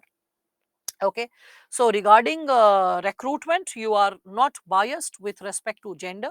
You are assessing on the basis of their ability. We can say merits of the case, merits of the case. So merits of the case, ability, that is what you are taking in consideration. So if the job profile is not demanding a specific gender recruitment, you have to just look into the possibility of like we can consider the merits and what needs to be taken care of. This is also something which is important for the organizational culture and the social image of the company, that you don't succumb to such a suggestion of your seniors. Okay, gender sensitivity drive also needs to be taken care of, that how come such thoughts are prevailing at higher level of organization. So how a gender sensitivity drive can also bring about attitudinal change in the long run. It is associated with seniors, associated with your peers, your colleagues, especially women. So this is now what is the value that you are upholding. So this is the value, that is how you conclude. Okay, so I told you that in conclusion you have to uphold a value. So this is like you can consider associated with the Gandhian value, be the change you want to see, or we can say walking the talk, or we can also say like practicing what you preach, practicing what you preach, either of it, which is one and the same when we are speaking of this given subsegment, right? So that is the value that you are upholding in the given scenario, right? So with respect to this, I hope all of you are able to understand through this case study how the case studies, rather than saying that what will you do, an open ended statement in which you are following the 6 steps, there are specific sub dimensions incorporated in the question, and you have to stick to those sub dimensions while responding to it. So as we are moving to the next sub segment, we all can see now the question is increasing in intensity. Okay, so this question is competent to UPSC level. Okay, so you will pay attention to this question with utmost attention. Now this is something which is interesting, also very filmy, and you are also going to connect it with some real life examples, and this is the level which UPSC generally has a tendency to ask. I'll compare this question with a UPSC question that has been asked recently in the past. Okay, so let us see what the question is all about. So first is, you are a young civil servant posted in a tribal dominated district which is notorious for illegal mining by the mafia. Now you can see that the illegal mining mafia is exercising the power over the poor tribals of the region, whereby he is bribing the local musclemen, and these muscle men have political aspirations. They want to become some politician at as MLA or panchayat or at any other level. So because of which, because they are getting easy money, luxury of life, these muscle men are like helping the or furthering the interest of the mining mafia. Now, the mining mafia is using these tribal muscle men, okay, as a front to plant constructed news against you, means to like fake news against you. So, there is a constructed news, that means there is a fake news against you, that you know you have been an insensitive person, you have not performed your duties properly, because you are directly coming in confrontation of the mining mafia. So you are hitting upon the interest of the mining mafia. So this is how the mining mafia is going to retaliate in so many ways. So first way is to use the tribal musclemen as the facade, and as a constructed or a fake news before the media, to gain sympathy, to create confusion. The civil society activists are also against you, okay. So we can see the public at large is against you when we are talking about it. So we can see when we are talking about it that the public at large is also against you. So like let's say you are a civil servant and you are against the mining mafia, and the mining mafia, rather than coming in the facade, the mining mafia is putting the, like let's say, tribal muscle men as the facade, okay. So tribal muscle men, that, like you are misbehaving with them.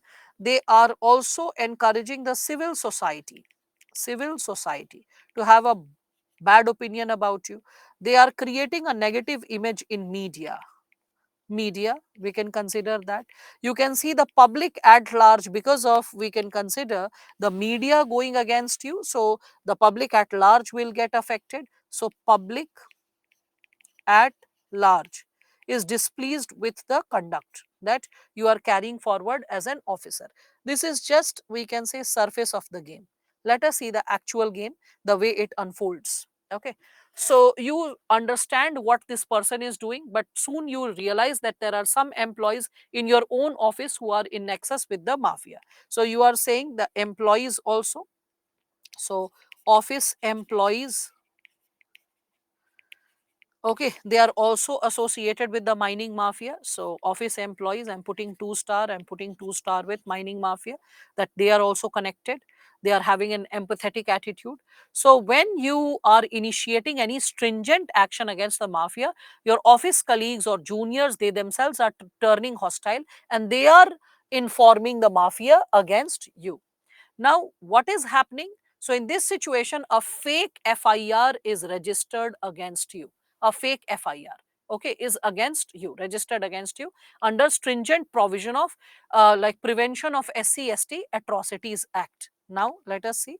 So, you are like these tribal muscle men when we are speaking of it. So, these tribal muscle men, what they do is they file a fake FIR, and it is under, we can say, this Prevention of Atrocities under SC and ST Act. Now SC/ST Act is very, I would say, strict, and the charges are very severe, and it can cost a person's career if we are speaking of this given dimension, okay. So with respect to this given sub segment, when we are talking about it, how to incorporate n not, it is in, and it is not with a hyphen. In answers, well-being of personal and family health, if it is not asked, don't put family health in between, okay. Family health is not going to be your priority, Vivek.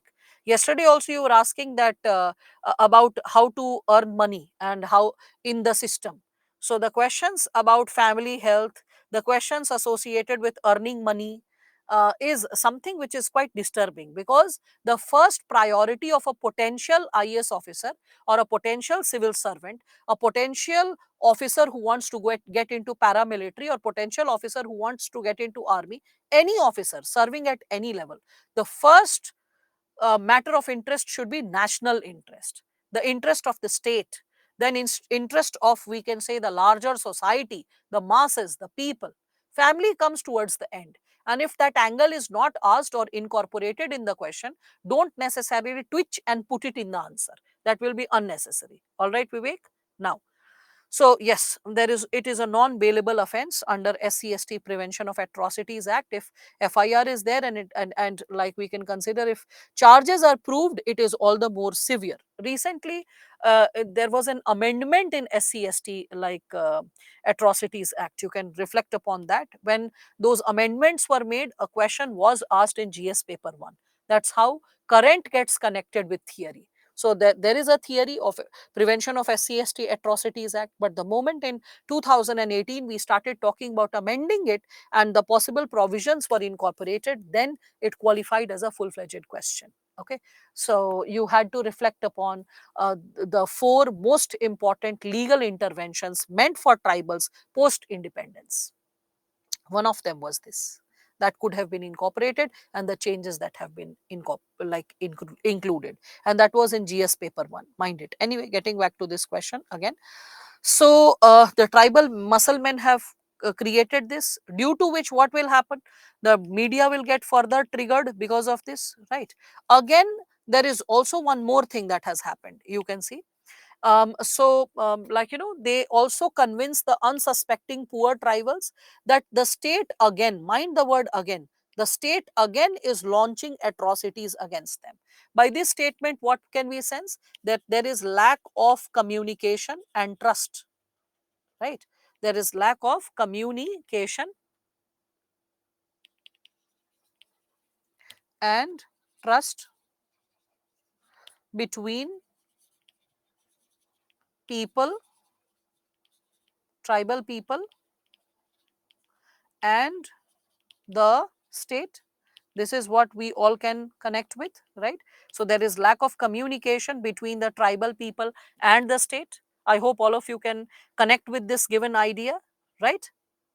So when we substantiate this given possibility associated with what is articulating before all of us, we can also see that the poor tribals, these unsuspecting poor tribals, they have been tutored to write a complaint to the National and State Commission for ST, and the copy has been leaked to media. So the situation further blows up. It's like fanning the fire. So here we can see that there is another issue, and that is associated with the complaint. So poor tribals and fake complaint. Now after fake FIR, fake complaint. And when we are talking of fake complaint, this fake complaint is to National Commission and State Commission of Scheduled Tribes. Okay. This copy is leaked to the media. So this fake complaint is leaked to the media as well when we are reflecting upon the same. Okay, so that gets connected.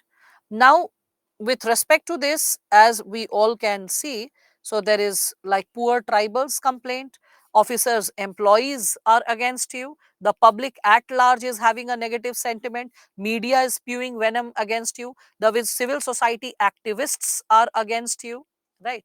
The tribal musclemen have fired an FIR, right? So by seeing this situation, any one of you can feel cornered, right? You can really feel cornered.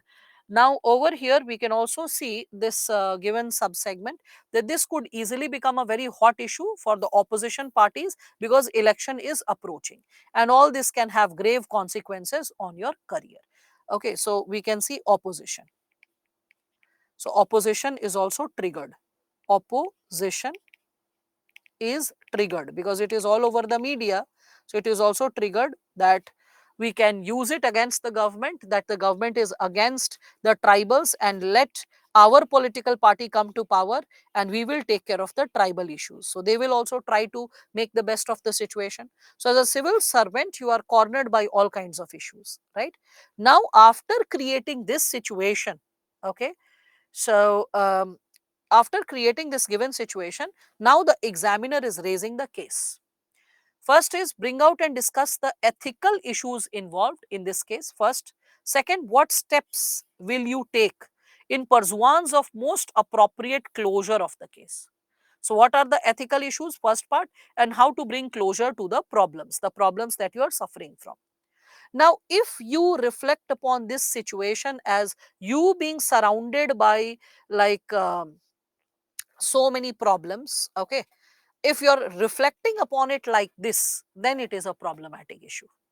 But if you are able to see that all these issues have erupted only because of one issue, the actual villain is the mining mafia.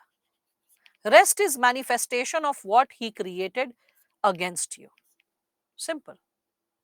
So when it is this versus this, rest is mere distraction, and you can solve upon this given situation if you are not getting distracted by so much of chaos coming from all directions. When you are having clarity of purpose, when you are having clarity of what is happening and how things are boiling up, what is the trigger point, what is the root cause, you can really work upon the situation effectively.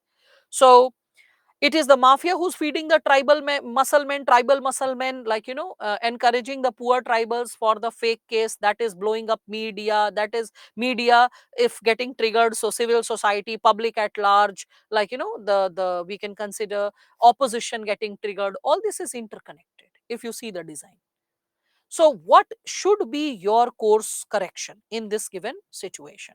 So, here you can see, first and foremost, you can see it is based on perseverance. Remember perseverance? It was manifestation of dedication. Remember commitment and dedication I had taught you. So, when you have perseverance in your heart, you know how to consistently be connected and consistently keep working in the right direction, not quit, not get scared, not get transferred, not quit upon the situation, not quit upon the job. No, nothing of that sort. You don't write secret letters to the media leaking information, or you don't get into the possibility of becoming a whistleblower. You don't quit upon the job that, oh, it is so risky for me, my life is in danger, my family is in danger. No, perseverance or dedication to serve, dedication towards public service, okay, constantly working towards public service despite all odds, it can come only when there is dedication in the heart, the dedication to serve. So here, when we are talking about it, first and foremost, the answer that you are coming up with, okay, it should reflect the awareness of you as a civil servant, that whether you possess the personality of a civil servant or not, okay. And these kind of threats, these kind of fabricated issues, these kind of possibilities that sometimes your family can be threatened or sometimes fake calls can come, these are part and parcel of the job. You already have to understand that in sensitive areas, these kind of situations are not unheard of, these are not unprecedented. So it should not impact your functioning. Your functioning should never get hindered, because if you're a person of strong emotional character and moral character, your functioning will never get compromised, okay.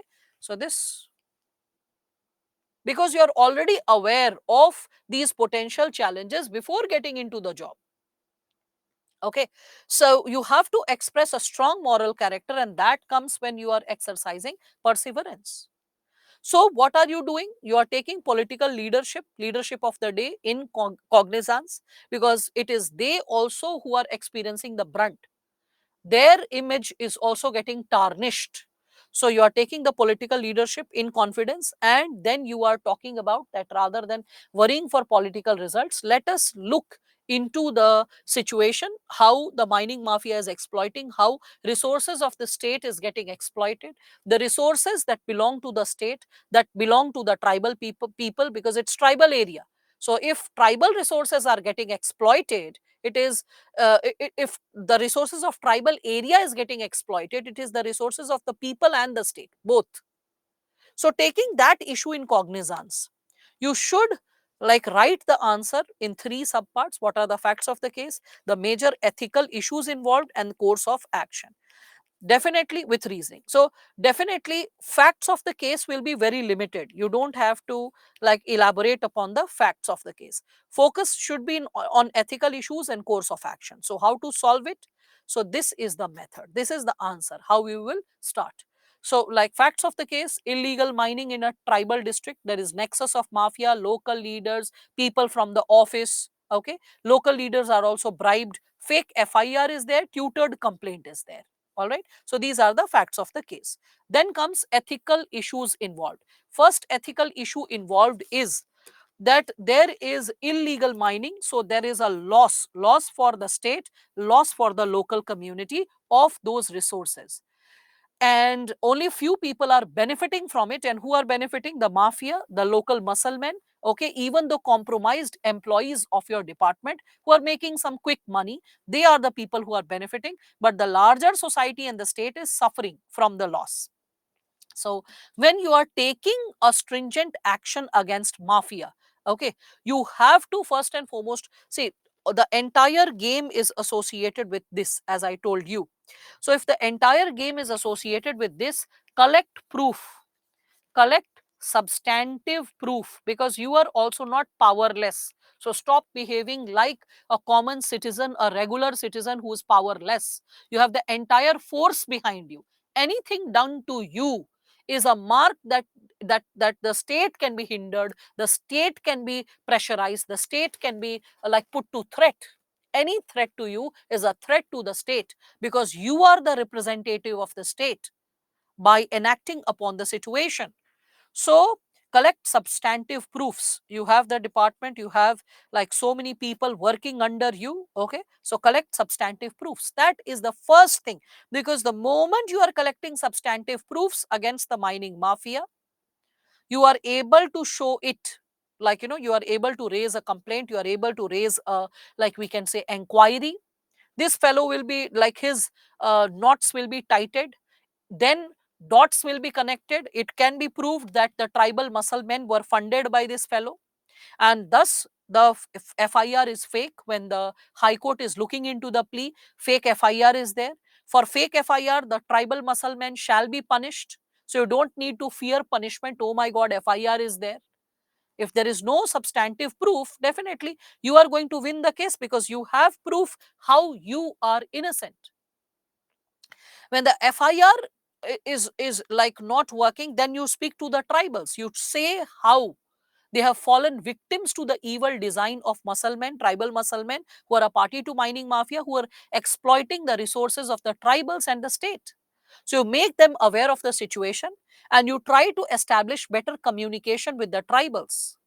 So definitely they'll be taking back the complaint, or the complaint is also fake, so it is anyway turned down upon. About all this entire situation that is getting exposed or open related to mining mafia, now you are also connected to media. Media takes favors from the administration every now and then for advertisements and whatnot. So when the media personnel are reaching out to you, you are saying that why don't you portray the truth, the facts of the case? And then you are giving the facts of the case and making the public at large aware of what is really happening. What was the evil design of the mining mafia, what he has been doing for years, and how the system has cracked down upon him, or his system, his design, his people. When all this crackdown will go on, definitely the opinion of civil society activists or the opposition will definitely change. The people at large, the public at large, the kind of opinions they hold will change, right? All of you can connect with this. So this is what you will be reflecting upon. So you can see it's written over here. So while taking on the mining mafia with stringent legal action is commendable. So stringent legal action you are taking with respect to that, due to which when you are taking stringent legal action, simultaneously take tribal population also in confidence, because lack of communication with the tribals is also something which should never have happened, because people should have confidence in the system. There should be a communication between the system and the masses of any given area. Okay, so when you are having the facts of the case, the conspicuous objectives of the mafia, and adequate awareness campaign is run by you, the local confidence can be restored. One thing, again, you can also eradicate the illegal activities, right? And the alienation of the tribals is also addressed, because they are also now becoming a part of, we can say, the we can say they are getting connected to the administration and becoming a mainstream part of the social decision making, or what's happening, how is it happening. So greater level of clarity and awareness of the situation and the facts. We can also see that will return the confidence in the government even for the near future, and the fear of the local population can be like reduced. Now, with respect to local muscle men, if you talk about them, they are thriving on the finances of illegal activity and the disconnect between the state and the population. And both the situations are eliminated. When you are cracking down upon the, we can say, the mining mafia, so the source of finances is cut down. Another thing is their fake FIR will expose them and can also incur punishment upon them, right? Along with that, the disconnect between state and the tribal population has been eliminated. So therefore, you have to tackle this situation carefully and systematically. That's why I said perseverance is needed. Okay, so perseverance is needed, because when you have to be very patient, very systematic, and tactfully handle the situation. Another thing is that when mining activity is being stopped, the fabricated case is taken back. In this situation, you don't need to bother, because many a time such fake cases are like portrayed before the high court, and high court quashes or it crushes down upon such fake FIRs. So legal, there is nothing to be worried about.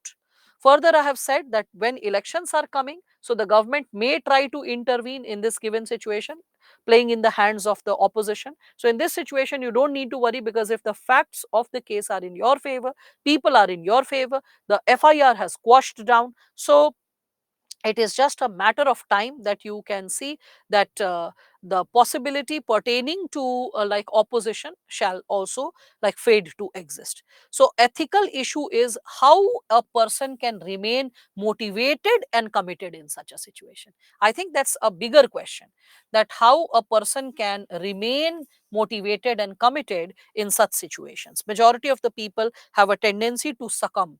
They've just succumb to such problems, that oh my god, how will I cope up, right?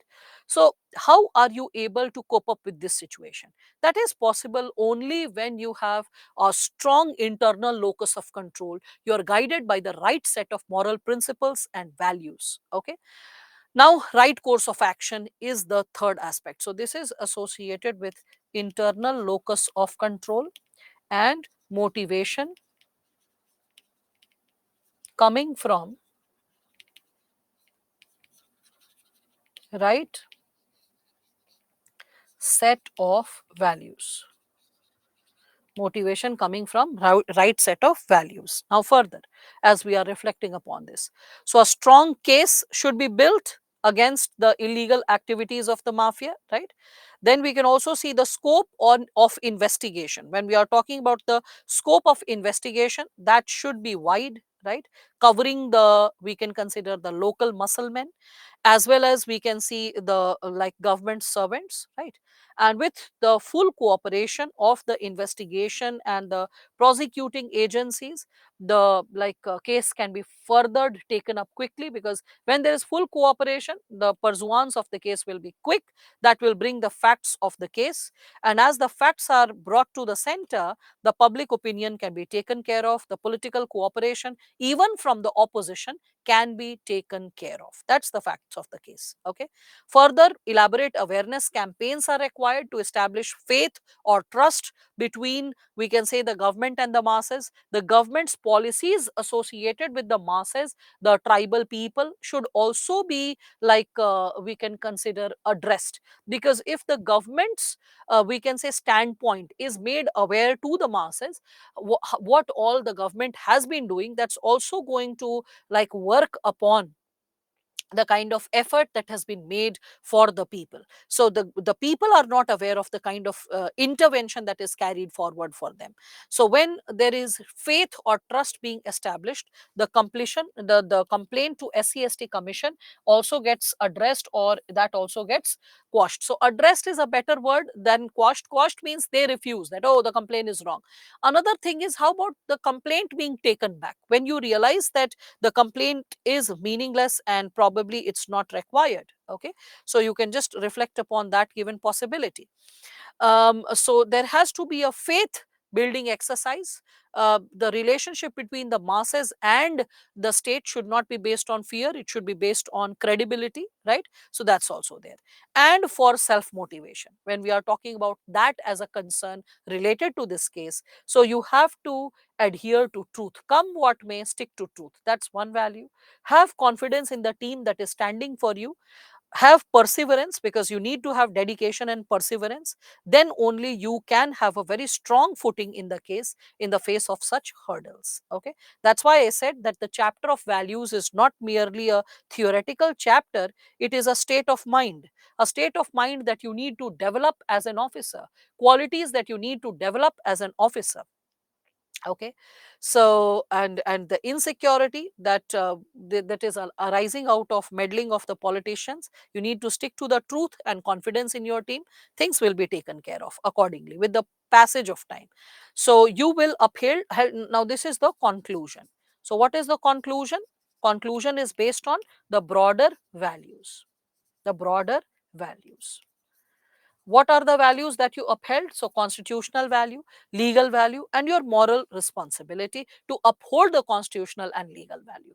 Again, the values you upheld was courage, because you need a lot of courage to handle such a situation. Integrity, that is giving you inner fire to constantly remain an upright, honest officer, follow the path of truth. Okay, conviction, to follow that path with perseverance, with dedication. So then only it will become a win-win situation for all. How win-win situation for all? The local people are able to understand what the government is doing, the government able to reach out to the local people, and you as an officer, okay, by enhancing the, like we can say, the systemic ethos, the confidence of the people in democracy, in the state institutions, and also improving upon your personal competence as an officer. You will be more competent and fierce for the future, preparing yourself as a better officer for future, for handling many such tricky situations further, going fearlessly. All right, so looking into the objectivity of the given case. All right, I hope you all are able to connect with this given situation. Now see the parallel. See the parallel of this case that has been discussed right now with all of you in last 15-20 minutes, how it is quite similar to 2021 case asked by UPSC, which you have to solve. That's the fourth question. I'm not going to give you the answer, because all the broader reflections pertaining to that answer has been given here. So you will be reading this content and trying to solve the next question. That's your homework which you will try to do. So see this 2021 case study. Sunil is a young civil servant and has a reputation for his competence, integrity, dedication, relentless pursuit of difficult and onerous jobs. These are just building upon Sunil's character and personality. Nothing has started related to facts of the case, that what is the challenge. Considering his profile, he was picked up by the bosses to handle a very challenging and sensitive assignment. Still, the momentum is being built up, no fact is there.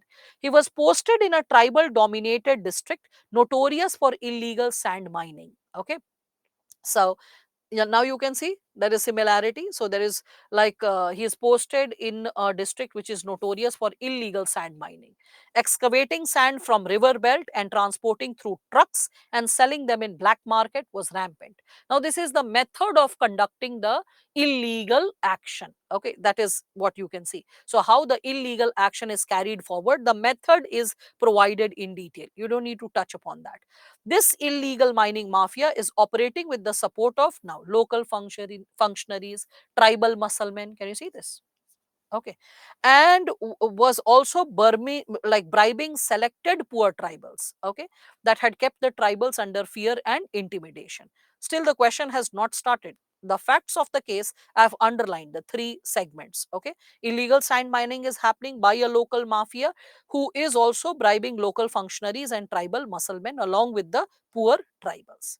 Now you are this person Sunil is a sharp and energetic officer, so he is immediately grasping the realities of the case and the modus operandi followed by the mafia through the devious and dubious mechanism. This is again building up the mass of the content, yet not coming to the question.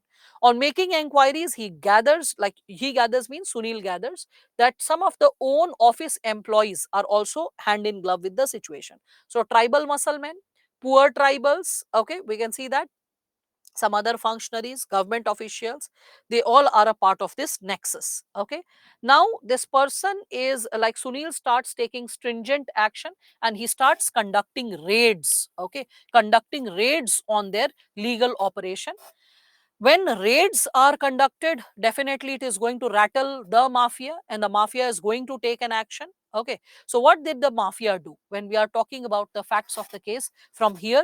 What is the problem that is getting created? Okay, so the office employees, they also informed the mafia that the officer is very determined to take action against you, is going to cause some irreparable damage to you. So this time the mafia is rattled and is interested to take the action. Now, here is the action part. So far, you can see there is a lot of gas statements, which is not adding to the question. It is just extra miscellaneous information. Any information which is vital, I'm just underlining it. You can see that, right? So, any information that is vital, I'm just underlining it. So the mafia is rattled and the mafia is also informed that Sunil is up like on his against his sleeve to take action to take care of the given situation. So mafia has started counter offensive. Now what is the counter offensive? So the tribal muscle men and mafia, they started threatening him with dire consequences. His family is stalked. So, wife and old mother, they are going for an evening walk or morning walk. So, they are following, chasing, and they are getting scared. Oh my God, why are these guys following? So, that is also there when we are talking about it. Okay. So, all those situations who are students who are getting passionate after reading these case studies and are coming up with some out of box solutions which are not administrative in nature, which are not advisable in nature, will be supported by the SME, as you can see. Okay. So now, so you can see that they are stalked under the virtual surveillance and that is causing mental torture, agony and stress to family. So Vivek, you are very concerned about family. So I'm just hyphenating. Here is the issue of family that is coming in concern. All right, Vivek, you can see that. Now, so Swarufuddin, last bit of like muscle that you need to exercise, mental muscle. Now, with respect to this, when we are talking about it, we can see that this matter assumes serious proposition. When the muscleman comes to the office of Sunil and threatens him to stop the raids, otherwise the fate will be different. And this time threatening him with life. Why? Because 10 years back, an officer was also killed by the mafia. So now the examiner is giving you the question. Identify the different options available. Okay. Critically evaluate each option and which is the most appropriate option. 250 words. Right. So do you need to write the facts of the case? Well, not really. Maybe in introduction, you can give like in 15 words, you can talk about facts of the case. Through facts of the case, you will be hyphenating the challenges which are involved in the situation. Then come up with the options available. So first you talk about the like options available with Sunil. So options available. Suppose you are coming up with 3 options, okay? So that is going to take up at least 50 to 60 words. See, if this becomes 50 to 20 words also, it's okay. So 50 to 60 words at least, because 3 sentences is what you would write. Then comes evaluating each option. So evaluation of each option. So like let's say option A with merits, demerits, option B with merits, demerits, and option we can say C can be merits and demerits. So with respect to this, we all can reflect that like merits, demerits, one sentence each. So like let's say 30, 30, 30 words at least, at least. So you are already exhausted, you have already exhausted the given possibility of around 170, 180 words. Okay. Then finally, you talk about the choice made. Okay, so choice made by Sunil, most appropriate choice that should be made. So that is going to take at least 40 words. 40 words on a high side, 50 word bhi chalega. So 40 to 50 words. And then finally, so I hope all of you are following this up. Last but not the least, the conclusion. Under the component of conclusion, what are the values that are upheld by Sunil? And this should take another, we can say, 20 words. That's how you break open the answer. So first and foremost, you recall the content. I'm not giving the content because previously almost I have discussed. So recall the content. After recalling the content, you can open your civil services values material also, but you can reflect upon the values which I have chosen in the previous case. Try to reflect if the values can be carried forward even in this case. Okay. So, and after recalling the content, reflecting upon the content, writing tentative solutions for the content, follow this order in terms of breaking the question into different subparts and justifying the word limit, because majority of the students, they don't know how to justify the word limit. They write as per their ease. Whatever is coming first to my mind, I will keep writing. No, you should always break up the word limit in any of the papers, GS paper 1, 2, 3, 4. You should always mentally design the question that how many words should be allocated to which area. Got it?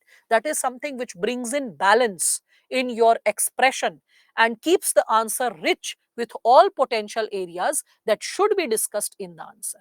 All right. So I hope all of you are able to connect that the case studies that I discussed with all of you. So first and foremost, I started with this one, the PWD officer, the case study associated with him, and it was an open-ended question, what should be done or what would be done. Then I opened the component of IT sector, whereby the issue of gender discrimination was incorporated. Further, I took up the component associated with this tribal dominated district, which is experiencing the problem of, we can say, the mafia issue. And then further, I connected it with the, like, we can say, the question which is associated with the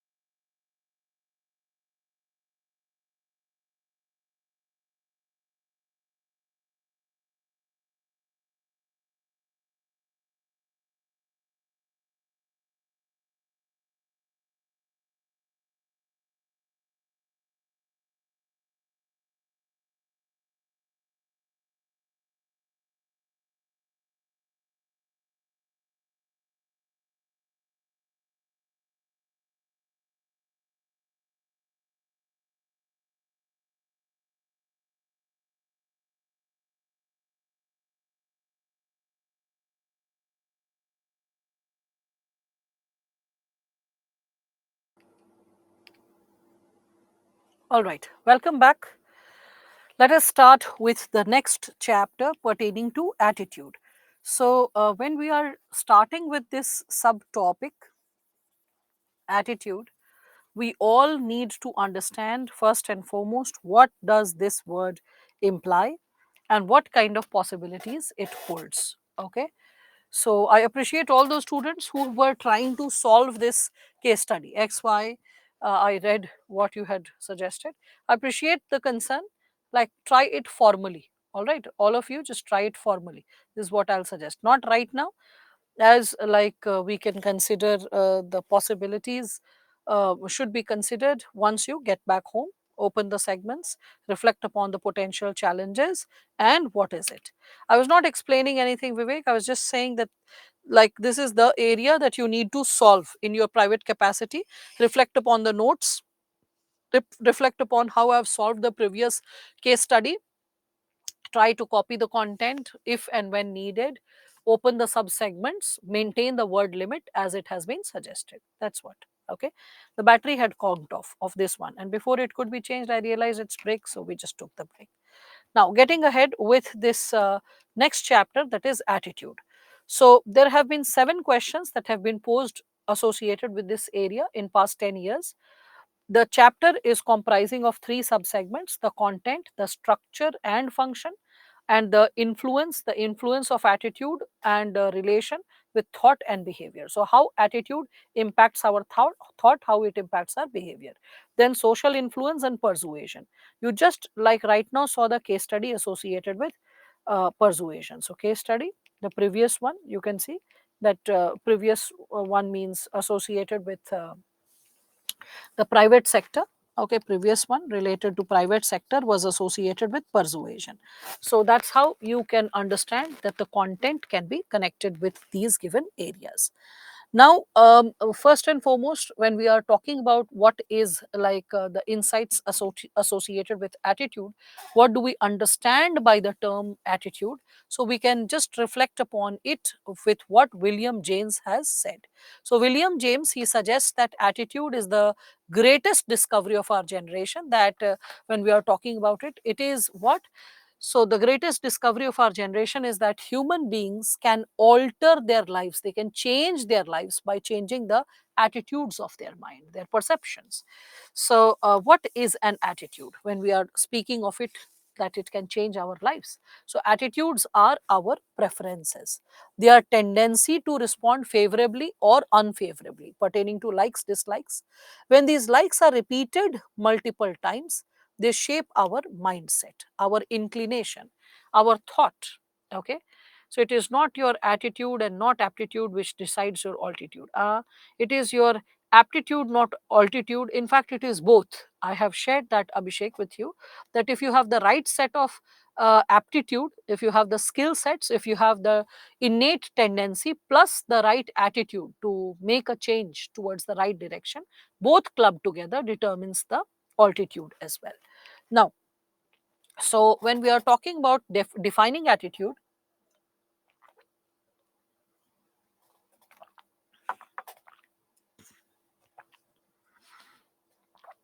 we can connect it with the psychological tendency, which is helping us to evaluate a particular object or, like, a person, a situation to which we have a sense of favor or disfavor.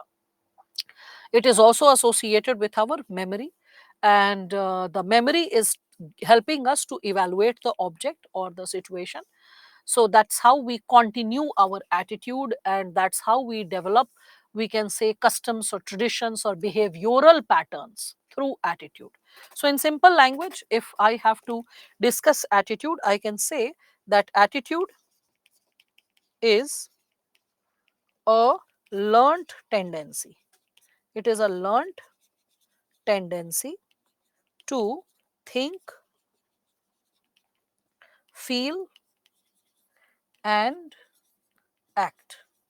To think, feel and act when we are speaking of it. Okay, think, feel and act in particular way towards a community object, place, person, whatever. So we can say community, person, okay, object, place, or an event. I will further be substantiating that how it is positive and or negative and or we can consider neutral.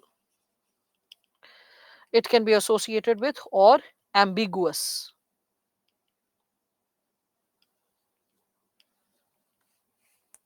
Ambiguous. I'll be explaining all this. Okay. So have patience. Evaluation of stimuli. Of stimuli present in the environment. Present in the environment. To substantiate the same, I can also quote like Mahabharata, whereby it says that dharma is not just code of conduct, it is an attitude towards life. Okay. So when we are talking about attitude, it is an enduring positive or negative feeling about some person, object, or issue in simpler language. Okay. And when we evaluate our likes and dislikes, when we repeat it, that repetition creates a mindset. And when it endures, that is something which will create the possibility of, we can say, norms, norms which can also ripen into, we can say, customs, customs which can ripen into traditions, traditions which can further ripen into culture, right? So that's how attitudes are also shaping the culture over the time period when they sustain. So that's why I'm quoting from Mahabharata that dharma is not just a code of conduct, it is an attitude towards life. It is an attitude towards life. All right. This is what we all can connect with, right?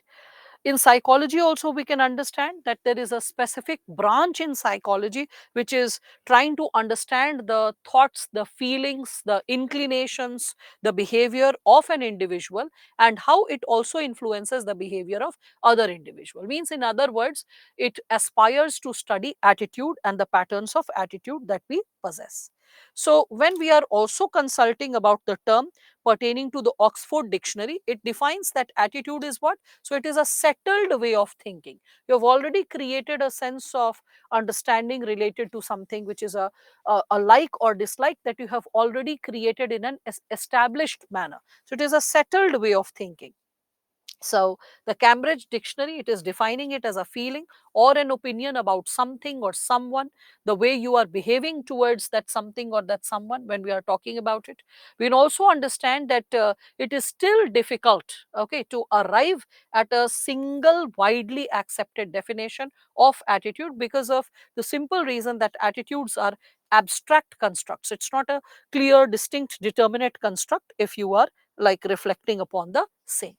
So, when we are discussing about attitude, it is shaping people's perception, the social and physical world in which people live, right? So, our attitudes chooses like the possibility of friendship, what kind of people we will befriend, what kind of people we will develop a sense of animosity towards. So, befriending, animosity, all of it can be considered.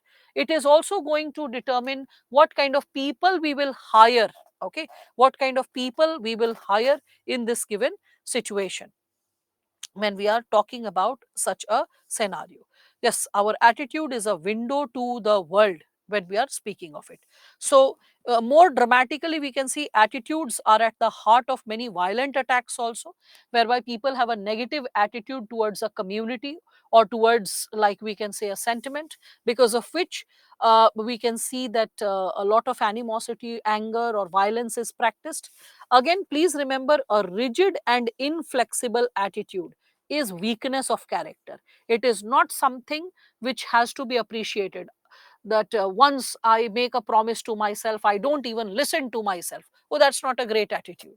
That is weakness of character. So don't get inspired by Salman Khan dialogues when we are talking about it. You have to be very clear that a wise person is the person who's open to introspect upon the actions and thoughts of him, her, or the environment, and ready to revise it if needed. If needed, the person is ready to reconsider the opinion, revise the opinion when we are talking about it. So, a rigid and inflexible attitude is something that is needed. When we are talking about it, then it is going to cause more damage rather than create a possibility of strength when we are talking about it. Okay, so again we can think of strong attitude when we reflect upon the term strong attitude. So strong attitude is when you look into the facts or merits of the case, merits of the case, that is associated with knowledge, then experience, your past understanding, so past insights, along with logic. Okay, grounded in logic. When that is clubbed together, that is something which will create a strong attitude, a strong logical precision associated with how you are interpreting the reality. All right. So when we are talking about attitude and when we are talking about beliefs, what is the difference between belief and attitude? So attitude, you will be understanding, is more associated with emotions, and beliefs are more associated with facts. Okay, so this is more associated with logic or facts. So logic, facts, whereas this will be associated with the emotional component. This is related to the emotional component, whether I like it, I don't like it. So beliefs and attitude, that's a basic hairline difference. They are used synonymously, but if someone is asking you what is the difference, you need to understand that. So if someone is asking, do you think that death penalty is an effective warning? Okay, so in that situation you are assessing the belief of the person, that what is your thought behind it. So for thought, you'll apply logic, facts, all of it. But if the second question, if you see, how do you feel? Okay. So think is associated with logic and facts. How do you feel? Okay, so about. So when we are talking about how do you feel about, so feel is associated with emotions, so attitude. So belief is what? It is considering factual evidence, whereas attitude is a belief that includes emotional component. Okay, so attitude is associated with not just facts, along with facts the emotion is also influencing the given possibility. Okay, can this be an option, like I will go to the public and create a workshop on how to identify bad quality food crops, for first question given, and also help them with needed infrastructure? Huh? From where is this coming, this kavana? I cannot connect. First question, which question are you connecting it with? And also help them in needed infrastructure. Can such public awareness campaigns be an option? This is my question. Thank you. You have answered, but I want the generalized standards for such question. Okay, so Kavana, acha, case study. Case study, the last case study, you are talking about the last one? The first case study? Okay, the first case study that was associated with, I can recall it was related to what would be the action that you would be taking up. So, okay, that's quite distant when we are talking about it, because I had moved ahead with this. Yes, I remember, it is food distribution. So you will go to the public and create a workshop on how to identify good or bad quality crops. All right, that's also fine, creating awareness. And after creating public awareness, if the mob is created and they start if they reach out to the government official and suppose they are like, sir, you are only informing what is the good quality and your department is providing bad quality food, so why don't you work on that aspect? And suppose any mob lynching happens to you, or suppose the bad quality food, they say that yes, we have reported, we are the farmers, we grow the grains, so we know what is good quality and bad quality. We are not urban born and brought up like children who have never seen grains and the plants associated with the grains. And I have seen children, I am talking about myself, I've seen children who are unable to distinguish tur dal with chana dal. They are like, oh, it is just the same. So in such a face of situation, as you are asking Kavana, that I will make them identify bad quality, the poorer sections of the society are the masses, and the masses are associated with agricultural society as well. So they know what is good and bad quality. So they are not like individuals who are living in isolation. So they know what it is. So the moment you are going to empower them and raise a furor from that their side, discontent and complaint from that side, so the discontent and complaint is again coming back to your department. So that's not eliminating the root cause. That is like meandering with the issue and creating more like a stressful situation or a conflicting situation between the department and the masses. So when you're aware of the problem, like just get into the root cause of the problem. All right, Kavna, I hope that's like clear. So don't beat around the bush. Yes, public awareness is not always the solution, and sometimes the public is already aware. So if you're thinking you'll make them aware of the quality of the grains, they know what is the quality of the rice, which is for 30 rupees and then 60 rupees and 70 rupees and 150 rupees and 200 rupees. Majority of the people who are beneficiaries of like public this food distribution, if you look into the data, 75% of beneficiaries of National Food Security Act are from rural areas and 50% are from urban areas. So 75% means like more than two-thirds, like three-fourth of the population which is a beneficiary is connected to rural India. Don't you think they will know the difference between good quality food and bad quality food? Right? So no superficial reflections are required. Please re-explain the definition of attitude given by Oxford University. I'll do the same, but Harshita, it is expected that please be present and alert at all times. Uh, Attitude is a way of parameter of 360-degree analysis of person's outlook. Yes, if belief, that is facts, affects attitude, then why does everyone have different attitude on the same facts? Because personal likes and dislikes are also incorporated, Ravi, because as you know, attitude is also associated with emotion.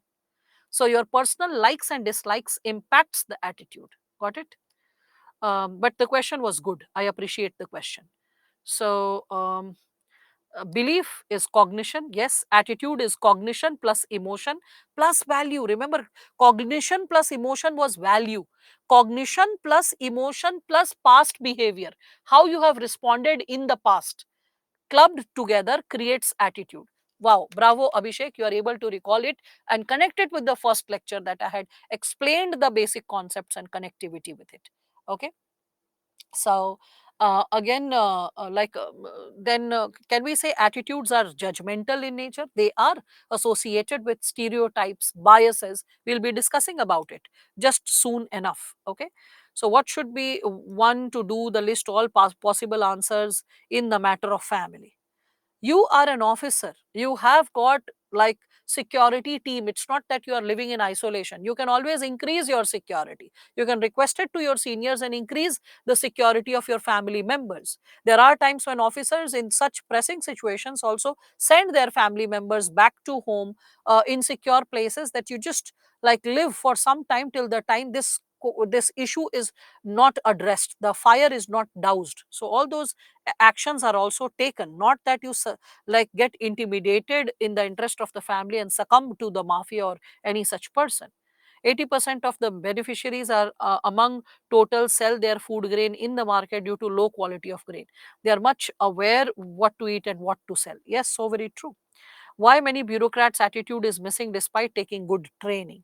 Because value is not nourished, because their families, their educational institutions, their teachers, their professors, their friends failed to instill the right value. Fancy consumerism, we can say easy life, is something which charms people very easily.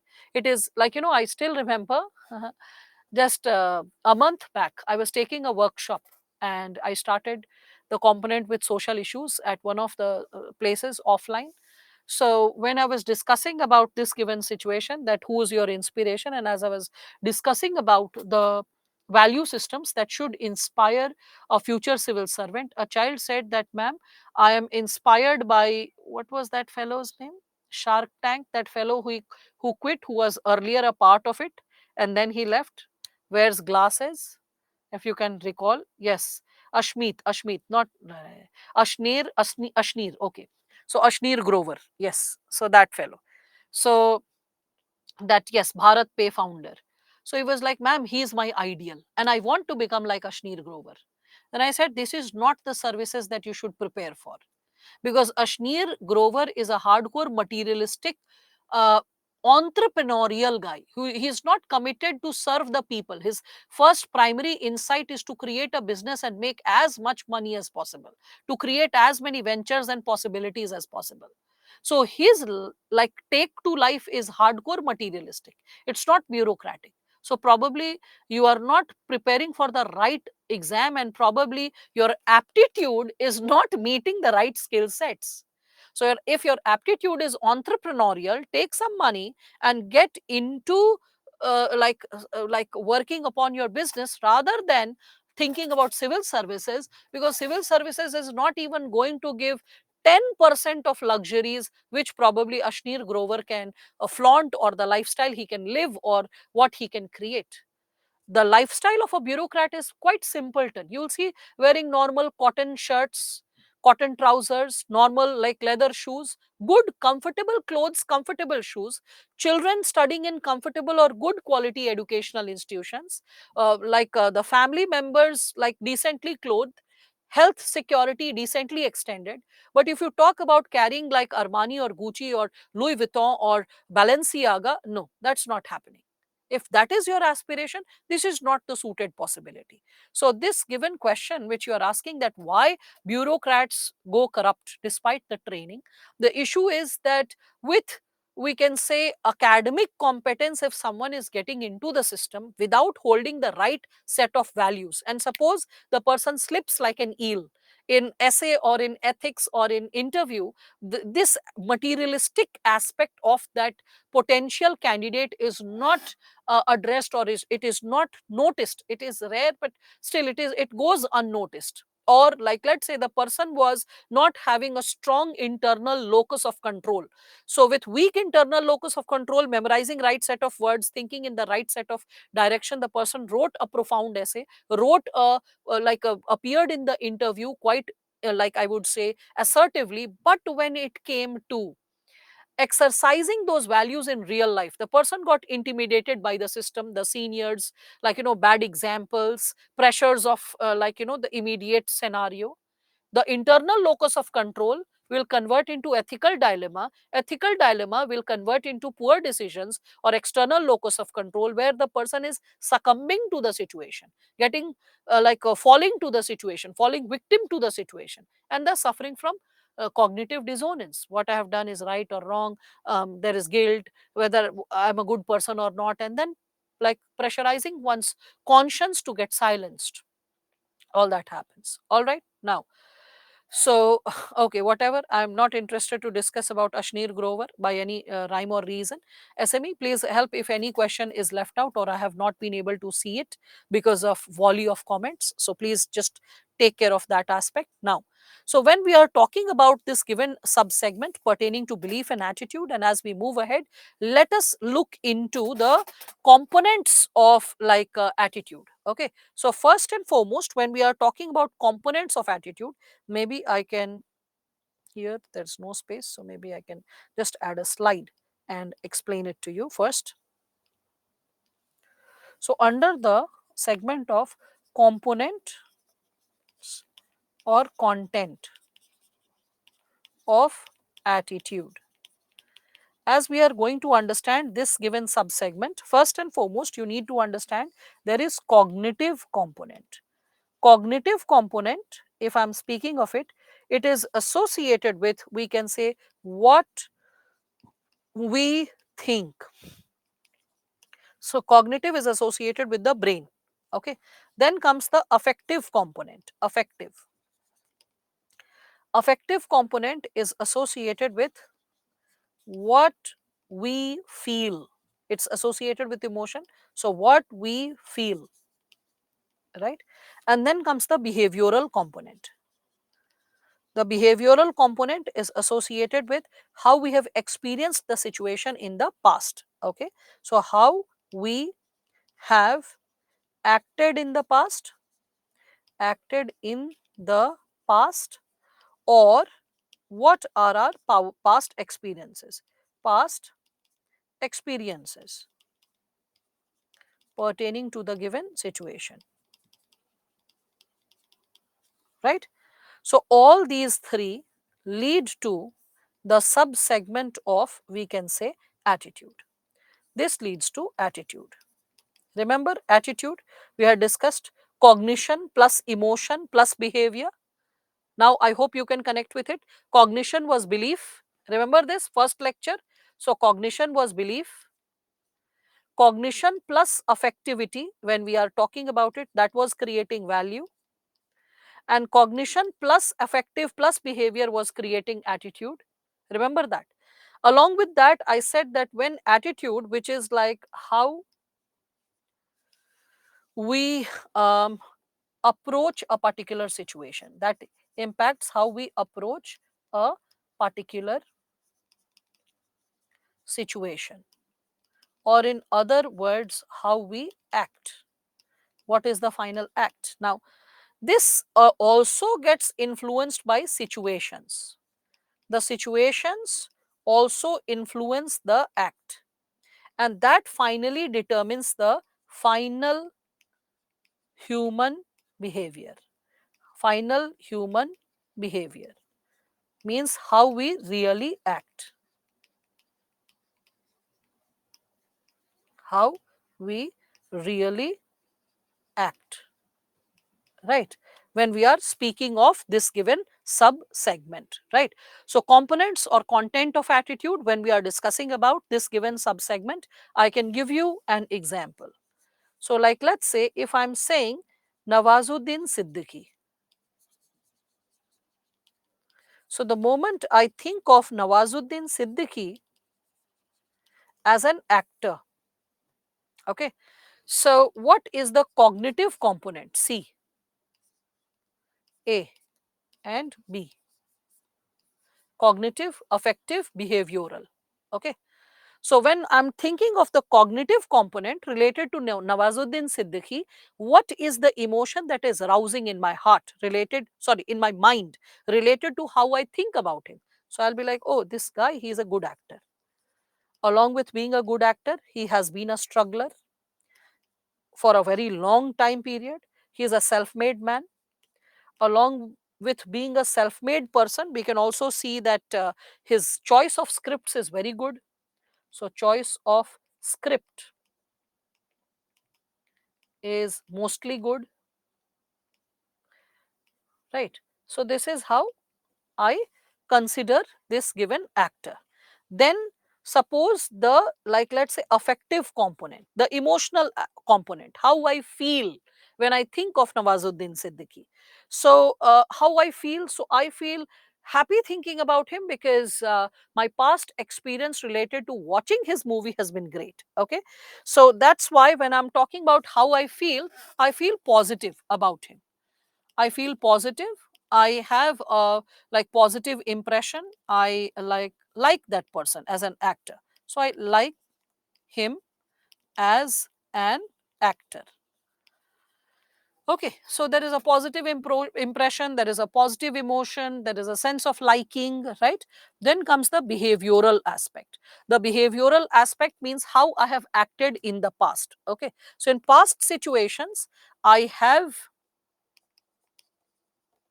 gone to watch his movies irrespective of irrespective of the, we can say, movie review. I have not cared for movie review and I have also gone to watch it. For example, there was a movie before COVID that was Photographer, that was like in the theaters, and when I went to Cinepolis, I was like one of the 5 people like who was sitting in the hall. There were only 4 people other than me. So I watched, because when I like saw the trailer, I was like, wow, this looks like a very sensitive take on life, aspirations of life. And is it necessary to have big dreams, or just having a simple life can also be a dream for a person? Anyway, so when we are talking about this given dimension, so the my action was that I went to watch the movie against all odds. Like, even if it was not a sensational movie, not making it for rave reviews, still I went to watch it, and I was kind of satisfied. I was like, rather than watching all those sensational Bollywood like bling which people like portray, I'm much happier in watching such simple, serious, real life movies. I mean, you will be surprised to know that I even enjoyed it more than RRR. Okay. So I don't like a lot of sensational, like boom blam, all that stuff.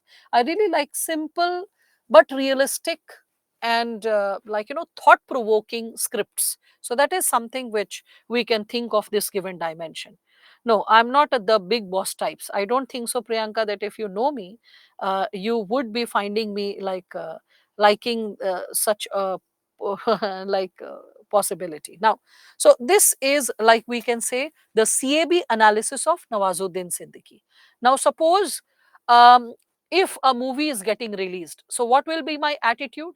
My attitude will be to watch his movie, right? But there can be a situation involved. Suppose mains exam is coming and I'm having three back to back sessions, okay, on the weekday, and weekend I just want to sleep, get the laundry done, call the guy to get it ironed, get the grocery fixed, and just chill at home, just eat and sleep at home, be relaxed, not move too much. Okay, so maybe do some cycling, because there's a lot of green patch in my society, so a lot of parks and stuff, and when the weather is good, it's amazing to cycle. Okay, so maybe like do cycling, because going for swimming is like inviting cold and cough, so avoiding that. But yes, cycling can be done. So in that situation, if on Saturday and Sunday, when I have to purposefully look into my mental and physical well-being and not get exposed to another screen, I will avoid watching a movie. So if the situation is too pressing that I have to look into a lot of considerations, then this is the possibility that shall unfold before me. So there is a possible situation that I may not watch a newly released movie. I'll wait for it to be loaded on some OTT platform, Amazon Prime or Netflix, and maybe I can watch it later. But yes, later. So, or suppose for a student, the mains exam has come up, okay. So the child is avoiding to watch a movie or avoiding to watch the cricket or whoever the person is idolizing and following. Okay, so I hope all of you are able to understand this given segment. So cognitive, affective, behavioral, right, means the cognitive reflection of attitude is based on established beliefs. A cognitive reflection is associated with the facts of the situation. Yes, it can be associated with movie reviews, it can be associated with the facts of maybe the person's personality, the other details of the consideration. Let me change the example and make you all reflect related to it. Suppose I give the example of Salman Khan. And related to Salman Khan, if I'm thinking of the cognitive aspect, so suppose I feel he's a bad actor, too much of overacting, pathetic choice of scripts most of the times, and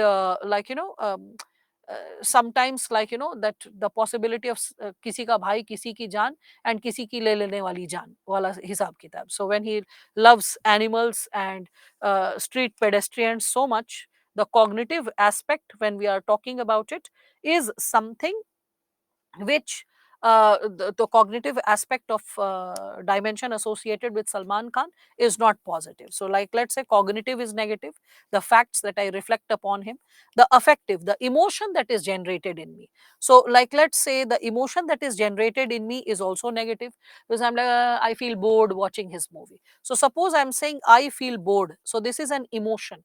If I'm saying that, with respect to the script is bad, so when like bad script, or suppose I'm saying bad dancing, or suppose I'm saying that the person is bad actor, like cannot act very well, too much of overacting. So these are facts. Okay, these are facts. Cognition is associated with the facts. Okay, so these are the facts which I'm looking into, and this is emotion, being bored by watching his movie.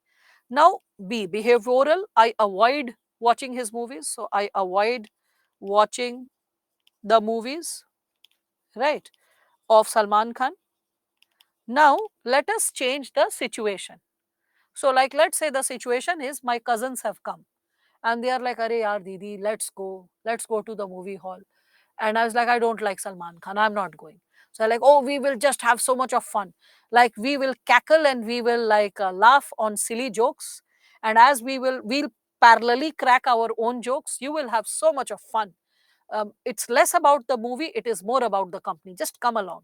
And if the dance number starts, we know 5 6 steps, we have thoroughly 5 6 steps, so we will just like take book like the corner seats, 6 7 seats, and the moment the dance starts, we'll stand up and we'll start dancing on the number. So that will be so much of fun. Everyone will have good time fun in the movie hall, the larger audience seeing us, and we like having fun in ourselves and enjoying like the popcorn and then the food and the like cheap stunts, all that stuff. Okay. So in that given situation, I am like now thinking that it's not about Salman Khan, it's about company of my cousins, that I hardly get an opportunity associated with like witnessing what he is capable of. So in this given situation, what happens is that I will go to watch his movie. Okay, how will I really act? So it's not only based on CAB, it is also the situations which can shape my action. So Nawazuddin Siddiqui, I'm liking everything about him, but if exam is coming up or any pressing work condition is there, I won't be able to watch the movie. I'll postpone it. But in case of a Salman Khan, I avoid his movies. But just because my cousins are there and there will be a promising sense of fun in their company, I will go ahead with like watching the movie. So that's how you can consider the CAB model, the components which are associated with our attitude formation and how it influences our attitude. I hope the basic concepts are like created. Grishma, polish your senses with sarcasm as well. When I said that he is an animal lover and also he is so kind to people on the streets, it was spoken with sarcasm. Not that it needed explanation that he killed a deer. I don't feel he is an animal lover. So that is like the mark of an innocuous mind, an innocent mind. Learn to read in between the lines and also sarcasm. You're preparing to get into the system. How will you understand the language of like we can say seniors or politicians when they are speaking with two-edged sword, or when they are speaking with a lot of layered meaning of the statement, right? So now, yes, that's also there, Labdhi. Now, emotionally innocent, yes, so very true. Now with respect to this, when all of you are understanding this given dimension of attitude and when we are further substantiating the components, so CAB model, which is also called ABC model, doesn't matter. So affective, behavioral and cognitive, I've taken little diagrams. Affective is associated with your emotion, so you can see this component of emotion is there. Then cognitive is associated with your mind, the thought process, and behavioral is associated with your, we can say, past experiences. All the three clubbed together, okay, creates the attitude of an individual towards the situation. So in the second aspect, the B aspect can be derived from the situation that Nawazuddin Siddiqui has acted in Salman movie. Not so much of twists and turns, Anupriya. I'm talking about a general situation. Not every movie that Nawazuddin has acted upon is in like we can say Salman Khan's movie, or Salman Khan's movie I'm attending because Nawazuddin is there. Nothing to do with Nawazuddin. Just because other situations are favorable for watching the movie, I'm going to watch the movie. Nothing to do with the actors per se. Got it? Fine. Now, let's get to the components or the cognitive component of attitude. This is cognitive component. Cognitive means the brain aspect. Okay. So, let us start with the cognitive aspect when we are talking about it. So, cognitive aspect is associated with our beliefs. Okay. It is associated with our beliefs, ideas, we can say thoughts, and all these segments, it builds our stereotypes. Okay. Stereotypes can come from cognitive aspect. What is stereotypes? They are over generalized beliefs, and over generalized beliefs can be dangerous in the formation of attitude. Over generalized beliefs is something which is associated with preconceived notions, and these preconceived notions we have inherited from our families many a times. Okay, like for example, I have given you this image of a bike. So like let's say in a household, if like people are seeing that the parents are very rude to the domestic staff, very mean to the domestic staff. Don't sit here, don't talk like this, don't do this, don't eat this, don't touch this. A lot of restrictions are there, and she is just coming to earn a buck from her physical efforts. So when this woman is like hustling to clean the dishes, clean the house, cook the food, like, prepare other segments. So in that situation, when a child is seeing the behavior of the parents towards a domestic staff being rude or caustic or insensitive or cruel, the child will develop that tendency to towards lower staff as the person grows up. Like suppose the person like grows up and joins an office, and suppose the staff brings a glass of water and the person is seeing that the glass does not seem to be very clean. There's a fair chance the person will call like, this is how you clean the glass? Are you mannerless? Don't you know how to present the situation? This is your job. What are you getting the salary for? Hopeless. Get this glass away and clean the glass and come. So this attitude is not something which is born only out of immediate scenario. It is something which is also a byproduct. It can be a byproduct of stereotypes. Okay, it can be a byproduct of stereotypes. So it's not necessary that just because you're upset with the given situation or upset in a moment, that is only influencing your attitude. Your attitude can also be influenced by the cognitive, we can say, perspectives which you have inherited from the past, the belief systems, the ideas that you have gained from the past, when we are speaking of this given dimension, when we are reflecting upon the same. So, okay. So, well, Syed, I do remember you were there and you were quite attentive. Well, this is a basic conceptual building exercise which I'm dealing with. I'm once in a while incorporating 2022 questions also. That's the new thing.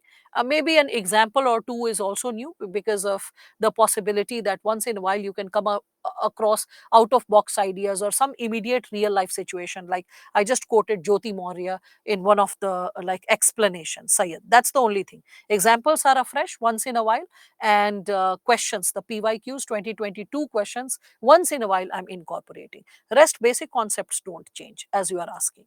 Okay. And if the basic concepts are done, you can work on that aspect even privately. Now, with respect to this, when we are discussing about the dimension of stereotypes or preconceived notions, so to that, you can consider that stereotype is what? It is a thought or belief that you have adopted about certain individual or a particular group, and this thought may or may not, okay, so this may or may or may not accurately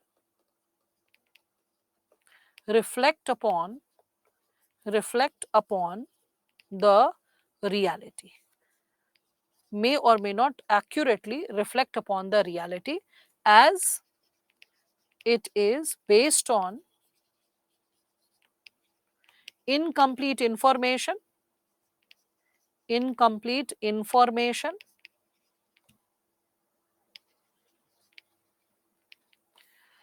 or over generalization, over generalization. Go easy, Anushka. I have not explained any single picture. Patience is also something which is a virtuous value for a civil servant. So exercise patience, go easy, bit by bit. I'll explain all of them. Okay. So that is what you can connect. So it is associated with what? It is based on incomplete information or over generalization. Okay. So in that given scenario, we all can see that the stereotypes get built, and that also influences our attitude. So how a person is behaving towards the lower staff may be associated with the attitude the person gained from his or her family. Got it? Again, when we are further reflecting upon the same, you can see there are images that I have taken. So for stereotypes, like women can be bad drivers. So suppose there is an accident, without seeing who is driving, a person is passing the comment that, oh, must be a woman driver or a female driver. So that is associated with this. Again, you can when someone is talking about a terrorist, a person has an image that the person will be from Afghanistan, or a person will be wearing like kurta pajama and will have a long beard, a turban, something like that. Whereas a terrorist can be like a common person, a man or a woman or a transgender, and can be negatively motivated with certain sentiments, with fundamentalist ideologies. And a very common looking person can also slither the throats of people or cause harm and nuisance to public order. So it has not to do with religion, it has to do with the, we can say, personal inclinations and incorrect brainwashing, right? But we have stereotypical images for it. Similarly, you can see this idea associated with African countries. The moment I say Africa, so what is the image that gets created? So Africa or African country, so you think that children will be suffering from kwashiorkor, so children will be malnourished, right? You will people have like a prejudiced, sorry, a stereotypical image that there will be civil war like situation, there will be a weapons race, okay, weapons race, there will be poverty, yeah, and along with poverty there will be also drug abuse, okay, drug abuse. So that's the impression that you have about Africa. Whereas you will be surprised to know, when I'm talking about the issue of poverty, the multidimensional poverty index, not the recent one, okay, all the data that kept getting updated in 2005 and 6, the third National Family Health Survey had come. At that time, when the third National Family Health Survey had come, they did not think that in future, when multidimensional poverty index will be created, it will take the NFHS in consideration for determining India's rank. So the 2005-6 data was used by multidimensional poverty index, which is created by UNDP, and it is like Oxford Poverty like research initiative, which is there, the research body took the data and it used it in 2009, and thus in 2010 a global report was released related to multidimensional poverty index, where India performed pathetically.